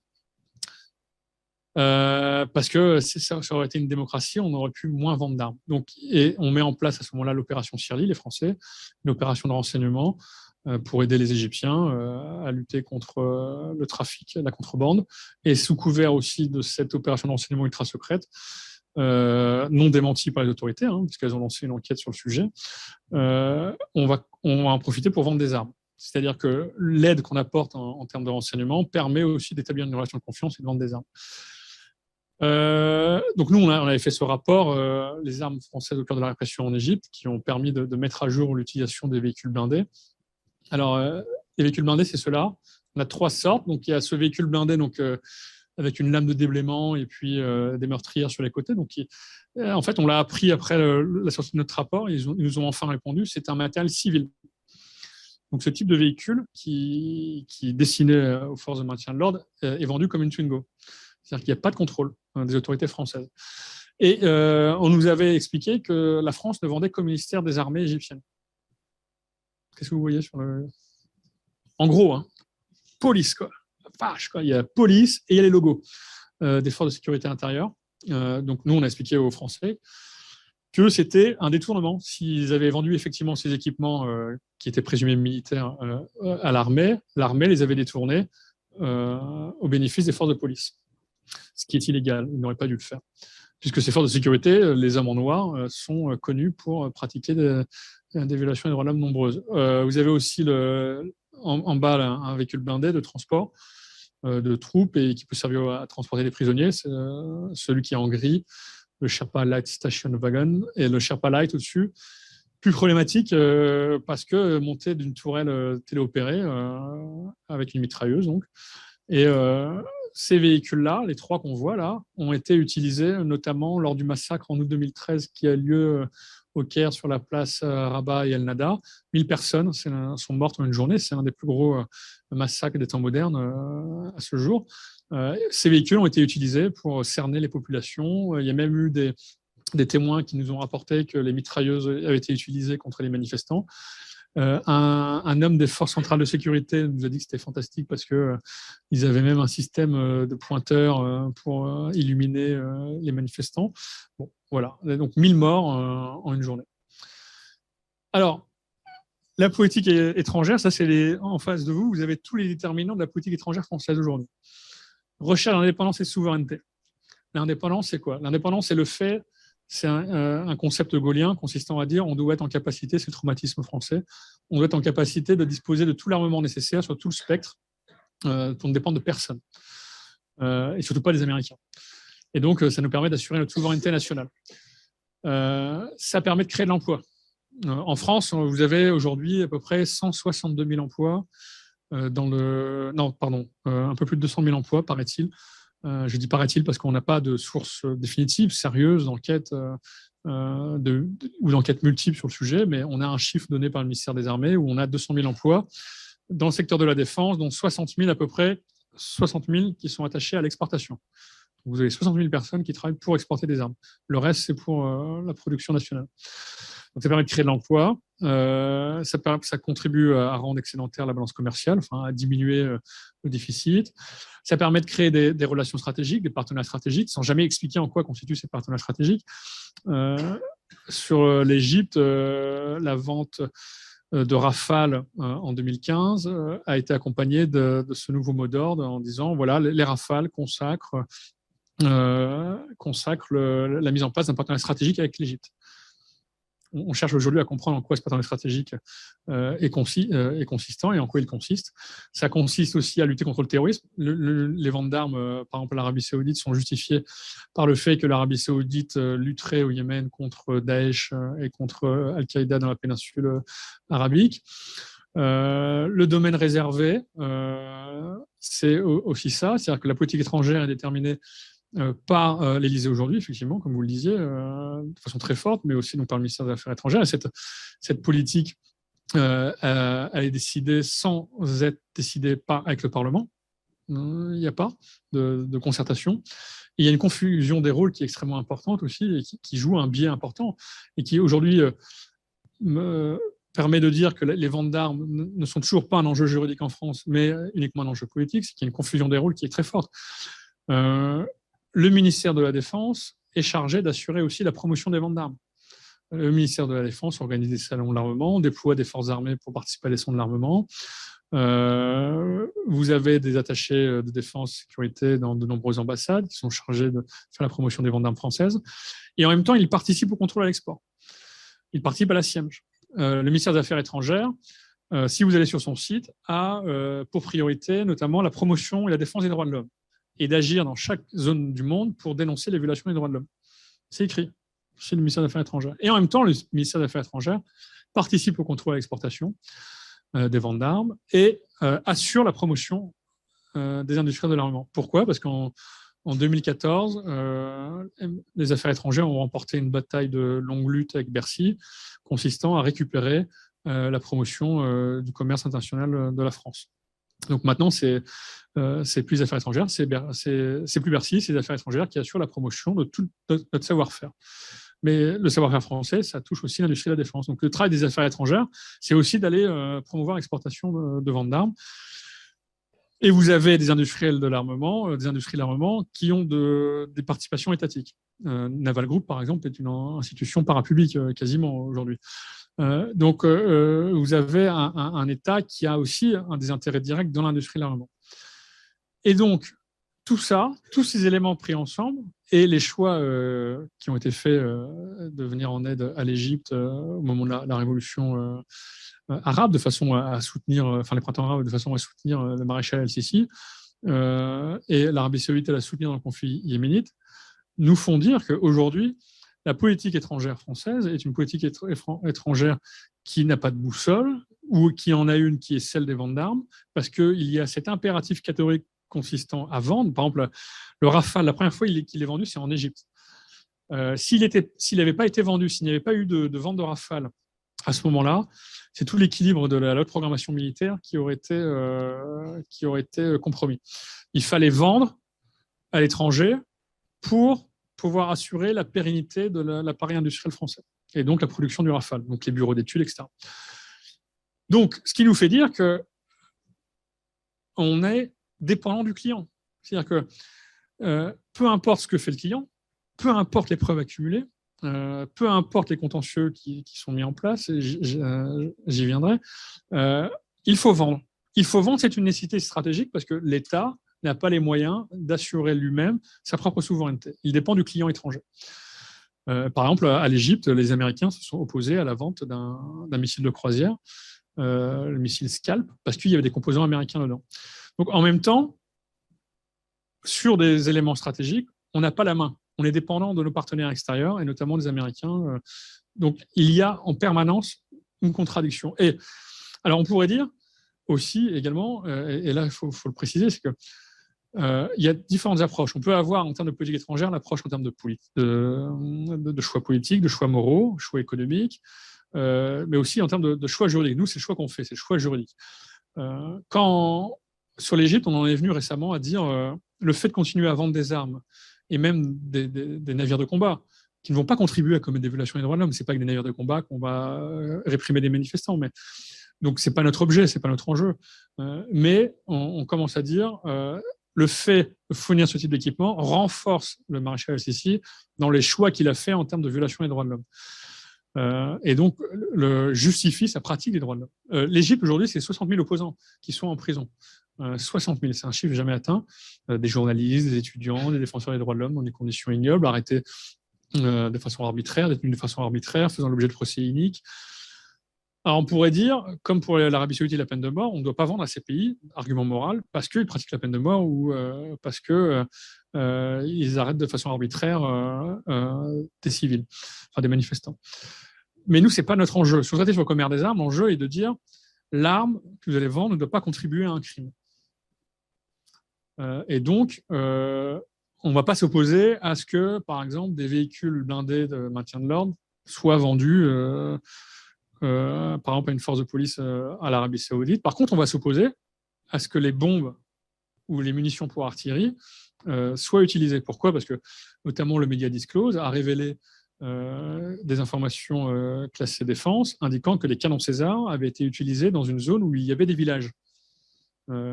Et parmi ces villages, il y avait eu des morts.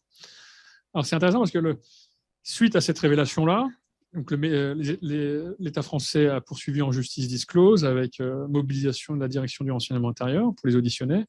Et dans le même temps, le ministère des Armées disait stop, on arrête de fournir des munitions aux Saoudiens pour équiper les canons César.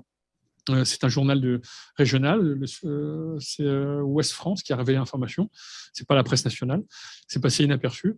Mais on a arrêté de fournir des munitions parce qu'il y avait un risque que les canons César utilisés à la frontière avec le Yémen soient utilisés pour frapper des cibles civiles. Donc on est sur des éléments assez précis entre le lien entre armes et victimes. Ouais, je finis là. Et on doit en permanence travailler dans un contexte où les parlementaires ne font pas leur travail. Un parlementaire, son travail, c'est de questionner l'action du gouvernement, et notamment questionner la politique étrangère, et sur tous les aspects.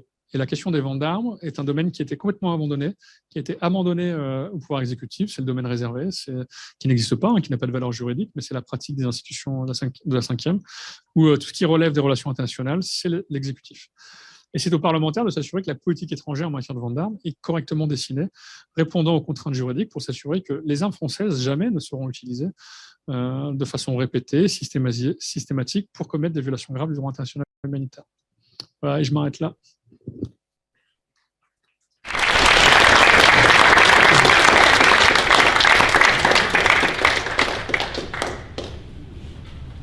Merci. Et on passe à la partie débat, donc, questions.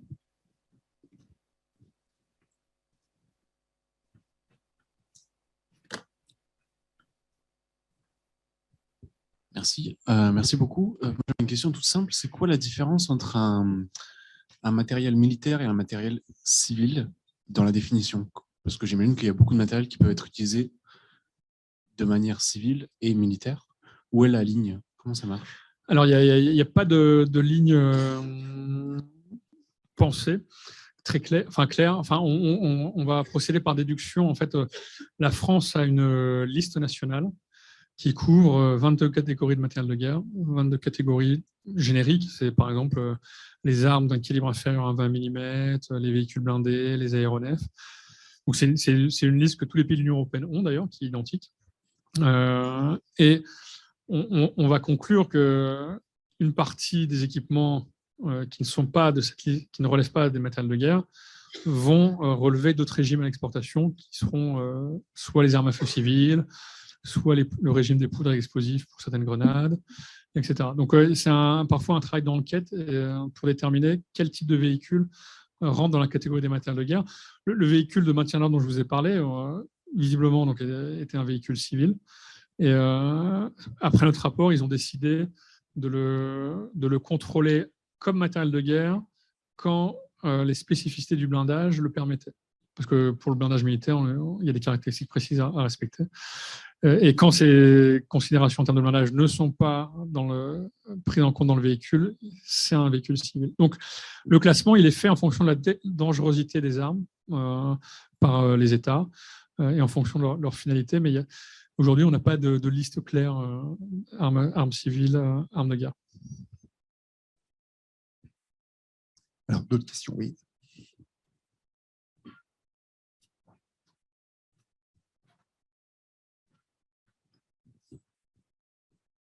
Bonjour. Ma question est la suivante. Si la France admet qu'elle a vendu des équipements aériens qui ont contribué à la guerre au Yémen, que se passerait-il et qu'est-ce qu'elle devrait faire? Alors, première chose, nous, on demande l'arrêt des exportations parce que dans le cadre du conflit au Yémen, alors déjà, premièrement, on n'a pas besoin de prouver que des armes françaises ont servi à commettre telle ou telle atrocité. Parce que le traité sur le commerce des armes et la position commune de l'Union européenne disent « vous ne pouvez pas exporter s'il y a un risque que vos armes puissent servir à commettre des atrocités ». Or, le risque, il n'est plus à prouver, quoi.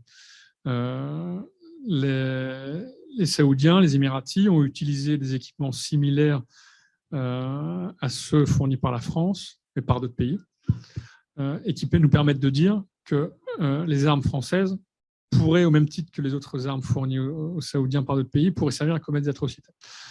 Donc le risque, il est avéré. Et du coup, d'ailleurs, on a saisi la Cour pénale internationale. On attend qu'elle se prononce pour décider s'il y aura enquête. On demande donc la fin des exportations. Aujourd'hui, on soutient un contentieux au pénal. Donc les entreprises, il y a deux acteurs à risque. Il y a l'État et il y a les industries de l'armement. Les industries de l'armement, donc il y a 3 ONG qui ont déposé plainte contre Dassault, MBDA et Thales pour complicité de crimes de guerre et crimes contre l'humanité commis au Yémen avec les armes qu'ils ont fournies. Et il y a la responsabilité de l'État. Alors c'est plus compliqué là. La responsabilité de l'État, c'est beaucoup plus compliqué parce que, alors déjà au plan administratif, on ne peut pas mettre en cause les licences d'exportation et demander leur annulation parce qu'elles sont considérées comme des actes de gouvernement. Donc, les actes de gouvernement, ce sont des décisions qui sont prises par l'État dans le cadre de ses relations internationales. Et tout ce qui relève de ce domaine-là est intouchable. Donc, on ne peut pas toucher à la politique étrangère française. La politique étrangère française est protégée par l'acte de gouvernement.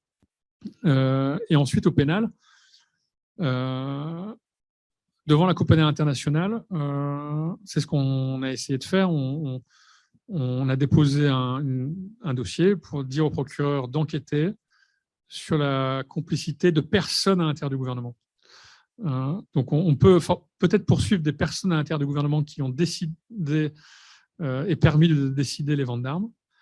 Ça, c'est une chose. Après, j'arrête là, il y a un concept en droit international, c'est, pour faire simple, la responsabilité de l'État pour complicité dans la réalisation d'un fait international illicite. C'est un concept qui existe, qui a déjà été utilisé dans certains pays, qui ne l'a pas été a priori en France. Donc on pourrait potentiellement aller devant le juge administratif pour dire il y a responsabilité de l'État vis-à-vis des crimes commis par les Saoudiens. On n'est pas encore là parce que déjà au pénal c'est compliqué. Alors en termes de droit administratif, ce serait encore plus compliqué, je pense, pour y aller. Ce qui nous aide au pénal contre les industriels, c'est une jurisprudence récente dans le dossier Lafarge, où Lafarge a financé l'activité de Daesh en Syrie. Le juge a dit vous n'avez pas besoin de prouver que Lafarge avait l'intention de participer aux crimes commis par Daesh, parce que c'est ça le droit français en général, vous devez prouver l'intention du complice dans la réalisation du crime. Là, il dit non. Il dit le simple fait de donner de l'argent à Daesh, alors qu'on sait que tout ce que Daesh commet des crimes, est une forme de complicité. Donc, ça peut nous aider au pénal pour lutter contre l'action des industriels de l'armement. Et voilà, il y a peu de risques à ce stade encore pour établir la responsabilité de l'État français. Pour le moment, le risque, il est plutôt moral, réputationnel, en termes d'image, quoi. Bonsoir. Bonsoir. Je suis là. Lève-toi, Là. lève-toi, Gilles. Ah oui, là. Lève-toi, Gilles, lève-toi. J'ai deux questions. Ouais. La première, vous nous avez montré sur une de vos planches un A330 MRTT. Vous l'avez présenté comme une exportation française et à ma connaissance, Toulouse livre un avion civil en Espagne qui est converti en avion MRTT. Et donc, ma question, c'est est-ce que c'est une exportation française ou espagnole? Comment est-ce considéré?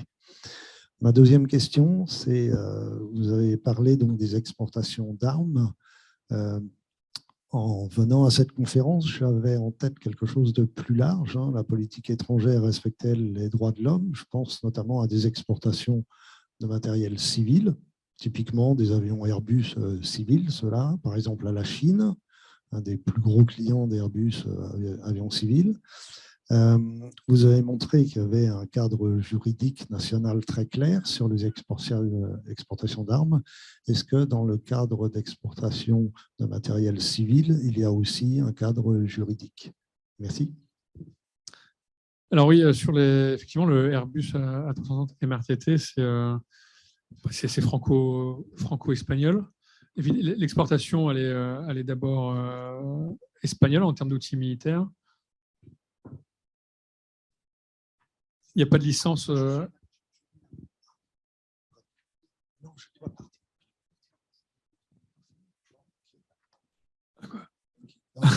Non, mais désolé. Ah non, il n'y a pas de souci, n'inquiète pas.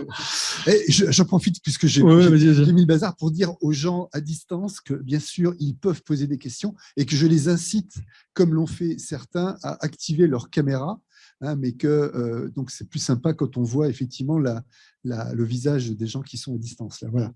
Donc pardon, excusez-moi. Vous avez, c'est ça. Oui, alors la responsabilité première, elle est espagnole, parce qu'il est militarisé en Espagne. Mais c'est un produit transnational. Donc, il y a une responsabilité aussi française potentiellement qui peut être mise en avant.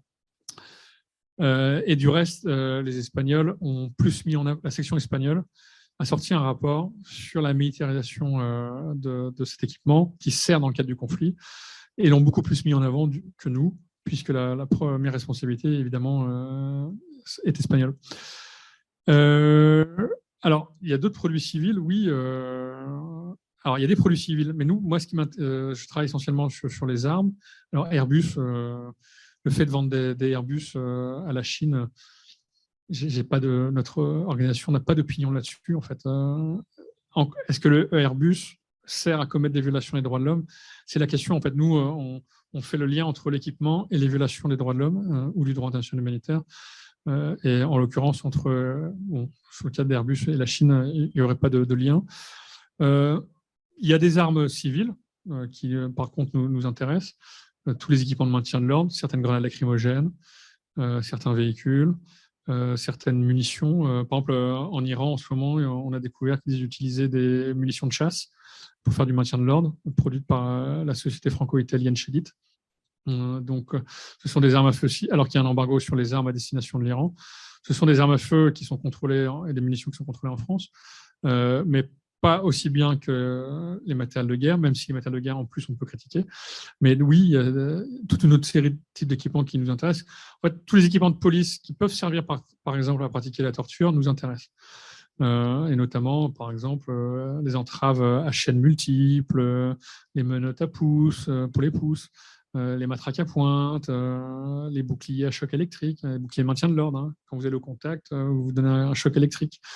Les appareils pour, vous savez, attraper les animaux, les pinces géantes, là, on fait les mêmes pour attraper des individus, mais on rajoute des pointes électriques pour quand vous attrapez la personne, vous puissiez la choquer aussi. L'avant du taser, par exemple, est un instrument civil, mais qui peut servir à pratiquer la torture. Donc voilà, on travaille sur des objets bien déterminés qui peuvent contribuer à une violation des droits de l'homme. Sur le civil, le dernier exemple, mais ça c'est le collègue qui travaille dessus, on a l'extraction de minerais pour produire des véhicules avec des batteries au lithium, par exemple. Et la chaîne d'extraction contribue à des violations des droits de l'homme, mais là, c'est encore un autre aspect, quoi. Oui, j'ai une question et une remarque. La première question, est-ce qu'il y a eu un avant et un après la position commune de l'UE en 2008, je crois? Est-ce qu'il y a eu une incidence, s'il y a eu des conséquences ou pas? Parce que la remarque, c'est, je pense que ça peut être quelque chose de bénéfique, en tout cas théoriquement, vu qu'on comprend aisément la réticence de la France par rapport au volume d'exportation, mais par exemple, mais pour les autres pays européens qui n'ont pas le même intérêt, en tout cas pas la même importance, mais pourraient aller à l'encontre des décisions de la France et ça pourrait apporter un poids et du coup, peut-être, ça pourrait aider un petit peu. Non, il n'y a pas eu d'avant et d'après. C'est resté, la pratique est vraiment restée la même. Les États sont incapables au sein de l'Union européenne d'avoir une vision politique commune. L'Ukraine, c'est un peu nouveau. Pour la première fois, on a des États qui s'entendent sur un même objectif commun en termes de politique étrangère et de vente d'armes. Mais là, jusqu'à maintenant, ce n'était pas le cas. Et la France dit toujours dans nos discussions, mais nous, on a un grand pays. Enfin, ne me parlez pas de la Suède, de la Finlande. On n'a pas les mêmes enjeux, quoi. C'est nous qui déterminons la politique de l'Union européenne et donc de vente d'armes, en fait. Mais récemment, les Allemands, en imposant un embargo sur les armes à destination de l'Arabie saoudite, on crée des tensions nouvelles au sein de l'Union européenne parce que finalement, on avait deux blocs. On avait l'Allemagne, même si son embargo n'est pas parfait, parce qu'il y a des trous dans la raquette, et certains pays de l'Union européenne qui ont décidé de suspendre certaines exportations à destination de l'Arabie saoudite, et puis la France qui n'a jamais cessé. Et ça, c'est ça qui est dramatique, c'est-à-dire que depuis mars 2015, on documente mois après mois les violations commises et les possibles crimes de guerre. Et pourtant, la France n'a jamais cessé. Et c'est là où on questionne le poids de la politique étrangère française. C'est-à-dire que la France dit je vends des armes, donc j'ai du poids sur mon allié. Depuis que la France vend des armes à l'Égypte, même si la France n'est pas le seul à vendre des armes à l'Égypte, la situation des droits humains n'a cessé de s'empirer. Lorsque le maréchal Assisi est arrivé au pouvoir, il n'y avait pas 60 000 personnes dans les prisons. Là, il y en a 60 000. Et sans compter les personnes qui disparaissent, les exécutions extrajudiciaires dans le désert du Sinaï. Et au Yémen, les violations du droit international humanitaire ont cessé cette année avec les trêves. Ce n'est pas parce que la France a décidé d'arrêter de vendre des armes ou parce que la France a fait passer le message aux Saoudiens d'arrêter de frapper les hôpitaux des humanitaires. MSF, ils se sont joints à nous en plaidoyer en France, c'est parce qu'ils en avaient ras-le-bol de se prendre des bombes de la coalition sur leurs hôpitaux de campagne. Et non, la France n'a pas contribué, de par son poids politique lié à ces ventes d'armes, à changer la pratique de ses alliés.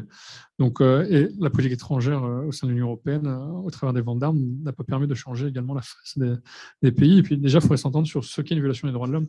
Visiblement, tous n'ont pas la même lecture. Donc, il y a encore un combat à mener au sein de l'Union européenne. Oui, il y a une dimension dans la politique étrangère de la France dont on n'avait pas parlé, c'est toute la politique migratoire. Et dans la politique migratoire, il y a le développement en France et en Europe, au-delà de la France, mais enfin la France fait partie de l'Europe, je crois du contraire, de tout ce qui est la politique de Frontex. Frontex a eu un budget qui a explosé depuis des années aussi, un petit peu comme à l'image du budget des ventes d'armes pour l'Égypte. Et ce budget, alors il suffit d'aller au salon de l'armement de Saclay où l'on voit l'imagination au pouvoir de toutes les industries de l'armement pour développer tout type de barrières, de contrôle, de drones, de caméras de surveillance, etc. Avec une seule fin, c'est repousser les réfugiés.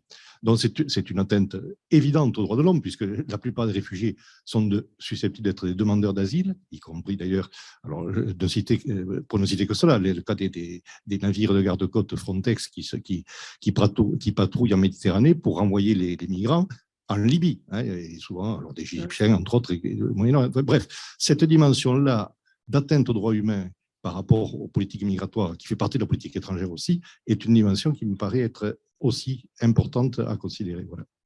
Je suis entièrement d'accord. Et d'ailleurs, le sujet commence à émerger de plus en plus. On voit de plus en plus d'ONG se mobiliser sur cet aspect particulier et sur la façon dont les industriels développent des équipements qui potentiellement peuvent porter atteinte aux droits de l'homme. Nous, Amnesty International, on s'était opposé devant le juge administratif à la vente de Zodiac français à la Libye.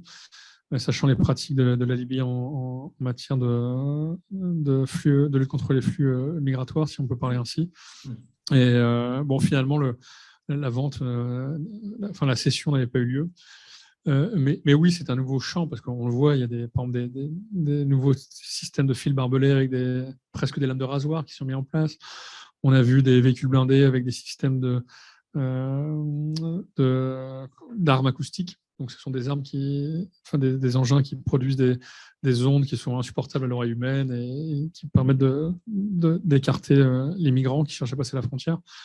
Donc oui, la numérisation de l'armement ou le développement de technologies nouvelles ou l'utilisation de drones, tout simplement, l'utilisation de drones pour surveiller les frontières, amenant les policiers à pratiquer des arrestations en dehors du champ des droits de l'homme, à ensuite parquer les gens dans des fermes, comme ça peut se faire dans certains pays de l'Union européenne aujourd'hui, à certaines frontières. Tout ça, il faudra y travailler dessus, oui, exactement. Tout à fait. Non, mais c'est quelque chose qu'il ne faut pas ignorer. En fait, on voit une militarisation croissante finalement de la politique étrangère, quoi. Avec une production et un armement à tout va sur tous les champs, dans le cadre de conflits armés, dans le cadre de la lutte contre les manifestations, en termes de maintien de l'ordre, pour réprimer les flux migratoires, etc. Donc, c'est une tendance inquiétante de ces dernières décennies. Merci beaucoup. Juste, vous avez montré les canons César sur votre diapositive. Vous savez que la France fournit beaucoup de canons César à l'Ukraine. Alors, l'Ukraine, c'est peut-être une situation entièrement nouvelle, mais quelle est votre position vis-à-vis de toutes les armes que l'on fournit à l'Ukraine? Et entre parenthèses, la Russie semble pas tellement s'embarrasser avec les histoires de vente d'armes ou autres. Quelle est votre position là-dessus? Et puis, une autre question aussi concernant les remarques sur les politiques migratoires. Ne pensez-vous pas qu'il ne faudrait pas s'attaquer aux réseaux mafieux qui font, c'est-à-dire les passeurs, quoi, hein, qui font de la traite d'êtres humains et qui envoient ces milliers de migrants dans la Méditerranée? C'est plutôt contre ça qu'il faudrait peut-être lutter, plutôt que d'essayer de se dire à nous-mêmes qu'on a une politique peut-être anti-migratoire. Parce qu'il faut quand même, comme disait Michel Rocard, on ne peut pas accueillir toute la misère du monde. Et je pense comment? Oui, mais notre part, il faut la prendre. Mais les réseaux de mafieux qui vivent et qui font des fortunes sur cette traite d'êtres humains, c'est contre ça qu'il faudrait peut-être lutter. On connaît très bien que, entre autres, les douaniers tunisiens qui vivent de ça et qui règlent ces passages de la Tunisie vers la Méditerranée. Enfin, moi, c'est ce que j'en pense un peu, quoi. Il faut peut-être ne pas s'auto-flageller et voir ce qui se passe en face. Voilà. Ah, dans l'Ukraine, quelle est votre position? Ouais, alors sur l'Ukraine, déjà, en 2012, on était à Eurosatori avec d'autres ONG pour dénoncer la vente de caméras thermiques par le français Thales à la Russie, avec la crainte que ces caméras thermiques destinées à équiper des véhicules blindés ne finissent en Syrie, sachant que la Russie était le principal fournisseur d'armement de la Syrie. Et en fait, plus tard, on les a retrouvés, ces armements, en Ukraine, quoi. Et donc, les Ukrainiens se sont battus contre des véhicules blindés équipés de caméras françaises. D'où la complexité aussi des marchés de l'armement aujourd'hui. Alors, sur l'Ukraine, pour le moment, on n'est pas contre le commerce des armes à destination de l'Ukraine. Mais aujourd'hui, Amnesty International, comme d'autres ONG, on regarde comment les Russes, bien sûr, utilisent ces armements. Et depuis février, on a largement dénoncé l'utilisation de l'armement russe. Mais on regardera aussi, et on regarde ce que font les Ukrainiens. Si un jour on apprend que les Ukrainiens commettent des crimes de guerre, à ce jour, nous ne l'avons pas documenté, mais si un jour on l'apprend, au moyen d'armes occidentales, on dénoncera parce qu'il n'y a pas de bonne guerre, si vous voulez. Effectivement, c'est un crime d'agression. On a dit que c'était un crime d'agression, mais l'agressé comme l'agresseur sont tenus de respecter le droit international humanitaire. Les deux.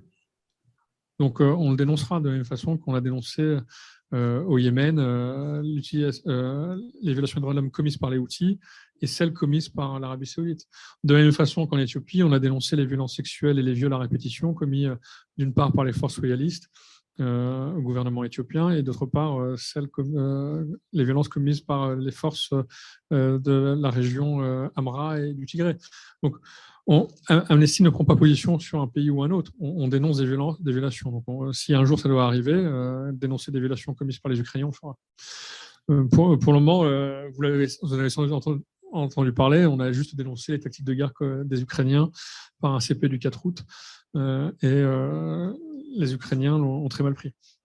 Sachant que Human Rights Watch l'avait déjà dénoncé et que le Conseil des droits de l'homme l'avait aussi déjà dénoncé.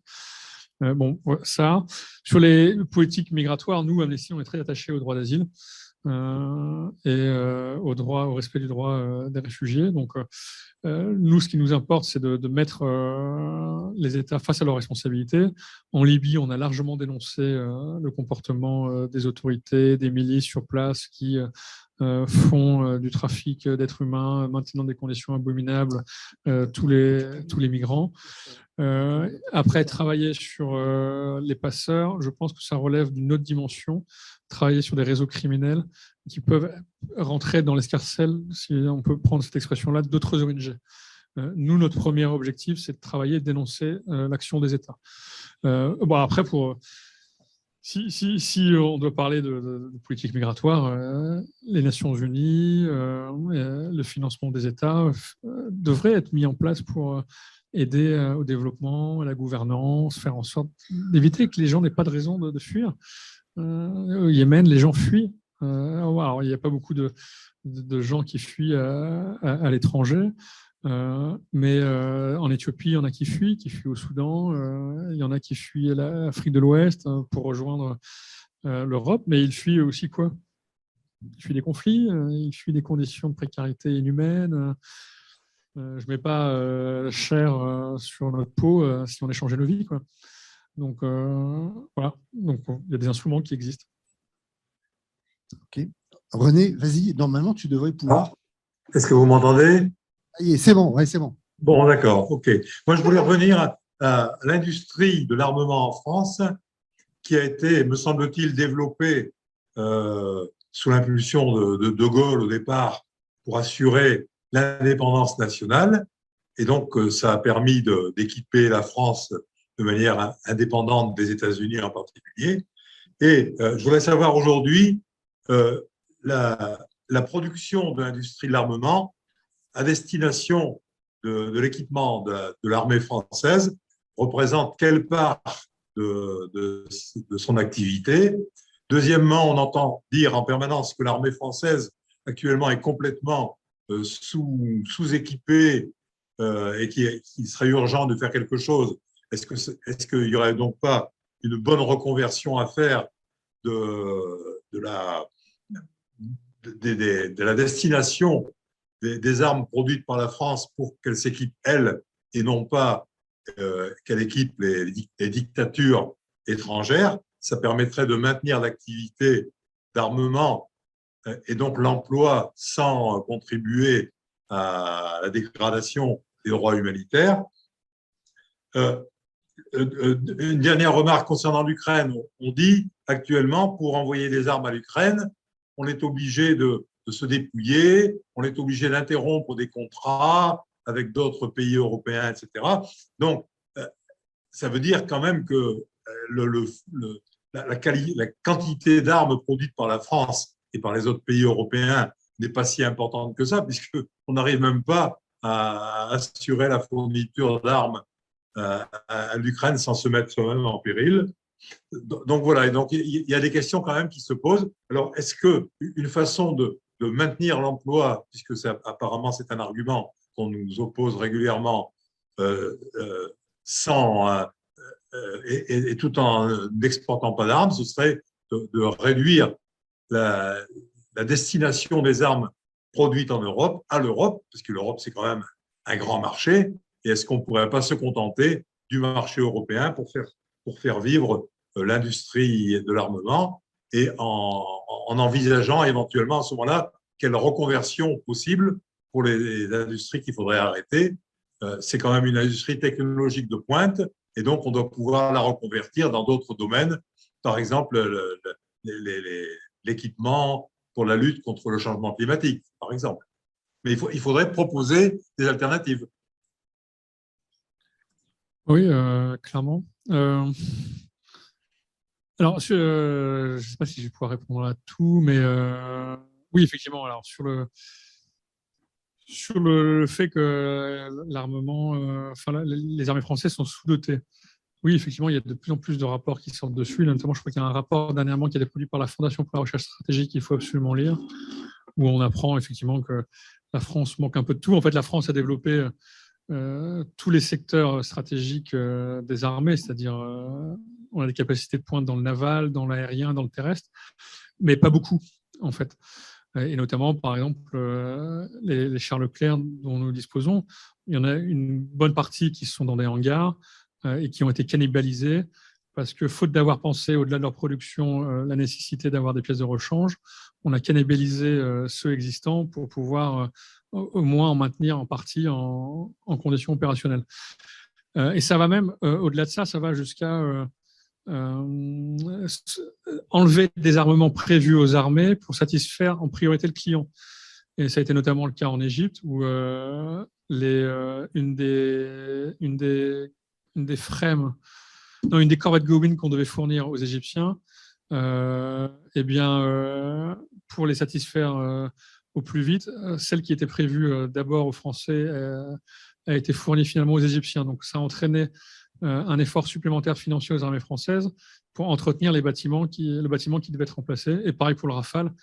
Les premiers Rafales vendus à l'Égypte, on les a pris sur la chaîne de production destinée aux armées françaises pour satisfaire le client égyptien, parce que le maréchal Sissi voulait absolument des Rafales à l'ouverture du nouveau canal de Suez. Donc il y a des choix qu'ils ont fait, toutes ces politiques. On pourrait mettre dans la balance, en plus de vos questionnements, la question de l'armement nucléaire. Quand on développe l'armement nucléaire, on pourrait dire aujourd'hui on arrête de développer l'armement nucléaire qui n'apporte rien de concret pour l'utiliser à d'autres fins. On pourrait développer le marché de l'armement européen, comme vous dites. Seulement, comme en matière de politique étrangère, il est compliqué pour les Européens de s'entendre pour produire de l'armement en commun.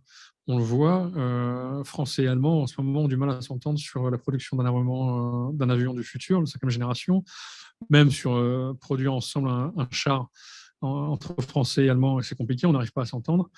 On produit tellement lentement que les Polonais préfèrent acheter aux Américains, parce qu'ils ont l'assurance d'être fournis plus rapidement en hélicoptère de combat et d'avoir la maintenance qui suit.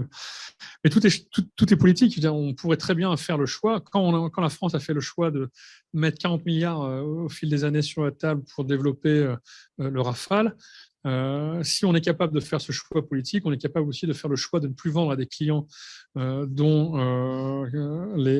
pour lesquels les transferts sont illégaux, pour au contraire équiper nos armées. Mais c'est un choix qui n'a pas été fait, parce qu'on se sert de l'armement aujourd'hui comme un moyen d'avoir accès à d'autres marchés. L'armement technologique fourni comme par exemple les navires de combat ou le Rafale, c'est aussi un moyen d'avoir accès à des marchés civils extrêmement importants. Et donc tout est lié, c'est l'effet boule de neige. Et à partir du moment où vous n'avez pas une parole forte pour dire on vous vend, mais vous devez respecter les considérants droits de l'homme et droits internationaux humanitaires, vous ne serez pas respecté ni entendu. Et aujourd'hui, le premier à avoir réhabilité Jamal Khashoggi, le premier à avoir réhabilité MBS dans le monde, c'est Emmanuel Macron, après l'assassinat de Jamal Khashoggi. Donc, à la France de faire les choix politiques, de développer un marché européen, de permettre d'avoir un marché européen avec les Allemands et d'autres pays. Et comme ça, on sera moins dépendant de la vente à l'extérieur. Mais le problème dans tout ça, c'est que à partir du moment où vous n'avez personne pour contrôler que la France respecte les engagements internationaux au sein du Parlement et au sein de la société civile, parce qu'on manque d'outils, on manque de données, on manque d'informations, on manque de moyens d'aller au contentieux, donc vous n'avez personne pour mettre en avant la responsabilité du gouvernement et de le contredire sur certaines ventes, on n'avancera pas. Et ça sera pareil pour produire un marché européen. Un marché européen, il faut le faire, mais il faut le faire aussi avec les parlementaires et avec les politiques. Donc, ces débats-là, en France, n'ont pas lieu. Tout le débat est confisqué. C'est aussi la difficulté, quoi. Juste une remarque un peu perso, mais que je vais vous donner, et puis une question après à Aymeric Héluin. La remarque, c'est pour illustrer par quelque chose que j'ai vu fonctionner, la difficulté de donner un avis sur une demande de licence d'exportation. À un moment, j'ai eu un coup de fil de cette commission en me demandant si on pouvait donner le feu vert à une entreprise qui est maintenant dans Thales, qui fait les amorces de l'armement nucléaire française. C'est un tout petit tube émetteur de neutrons, miniaturisé, extrêmement complexe comme technologie, qui vaut très cher. Et les Français se sont rendus indépendants de la technologie américaine dans ce domaine. Et la société demandait une licence d'exportation pour faire en Chine, c'est une demande d'exportation en Chine, d'exploration minière. Alors c'est sûr que quand on fait de la physique des neutrons, le même principe peut faire péter une bombe thermonucléaire ou nucléaire et peut aussi faire la cartographie de la saumure du pétrole et du gaz naturel dans un forage. Mais c'était complètement caché. Et personne à la commission n'avait la compétence pour dire qu'il y a un peu une escroquerie derrière ça. Bon, ça, c'était ma petite remarque. La deuxième, c'est une question à Émeric Hélouin. On n'a pas beaucoup parlé de on va dire, de la propriété financière des entreprises d'armement français. Depuis les années 80-90, il y a eu un vent de privatisation progressif et presque général. À part Naval Group, j'ai l'impression que pratiquement tout est passé d'un domaine quasi public à un domaine quasi privé. Et en plus, et moi j'ai découvert ça en préparant la réunion de ce soir, qu'une partie importante de ces industries de fabrication d'armement, en particulier de véhicules, de blindés, etc., a été associée à des entreprises suédoises, allemandes, britanniques, et que maintenant, je dirais, le poids de la puissance publique française et même des investisseurs français dans ces sociétés est dérisoire. Et alors, il y a quelques exemples caricaturaux. Tout ce qui était avant la fabrication des Jeeps françaises, des commandes-cars, des plateformes de chars, etc., ça a été passé à Renault, Renault a été privatisé, qu'il a passé à Volvo. Donc, Arcus, c'est une société dont le capital est quasiment complètement Volvo. C'est-à-dire que l'armée française commande des Jeeps à une entreprise qui est suédoise, enfin, qui est une filiale en France d'une entreprise suédoise. Dernière chose, alors là, vraiment, je suis tombé de mon fauteuil. Nexter, qui est en gros le regroupement de toute la fabrication des blindés français, qu'ils soient d'origine privée, comme Brun, ou qu'ils soient d'origine publique, comme les AMX, qui a fait Charles Leclerc, a été associé à une entreprise allemande qui s'appelle Krauss-Maffei, qui est un grand fabricant de trains et de chars et de blindés, et que Krauss-Maffei a fusionné avec Wegmann. Et donc l'entreprise, maintenant, qui est une entreprise publique, à capitaux un peu privés français, un peu public français, un peu privé français, un peu public français, est majoritairement allemande. Et si vous cherchez quels sont les possesseurs de cette firme, vous trouvez 3 familles qui ont été toutes, pour ceux qui parlent allemand, Kriegsgeschäftsführer, décorés par Hitler, avec un des ordres supérieurs de l'armée du Reich. Ils ont fait une grande partie des chars qui se sont battus contre l'armée soviétique et contre l'armée française, britannique et américaine en Afrique du Nord. Et alors, pour faire un peu rigolo, Wegmann était le constructeur des trains privés du Führer. Et donc, Adolf Hitler est parti de Munich pour venir à Paris quand Paris était occupé dans un train Wegmann. Et Wegmann est maintenant l'actionnaire majoritaire de Nexter, Wegmann, Krauss-Maffei.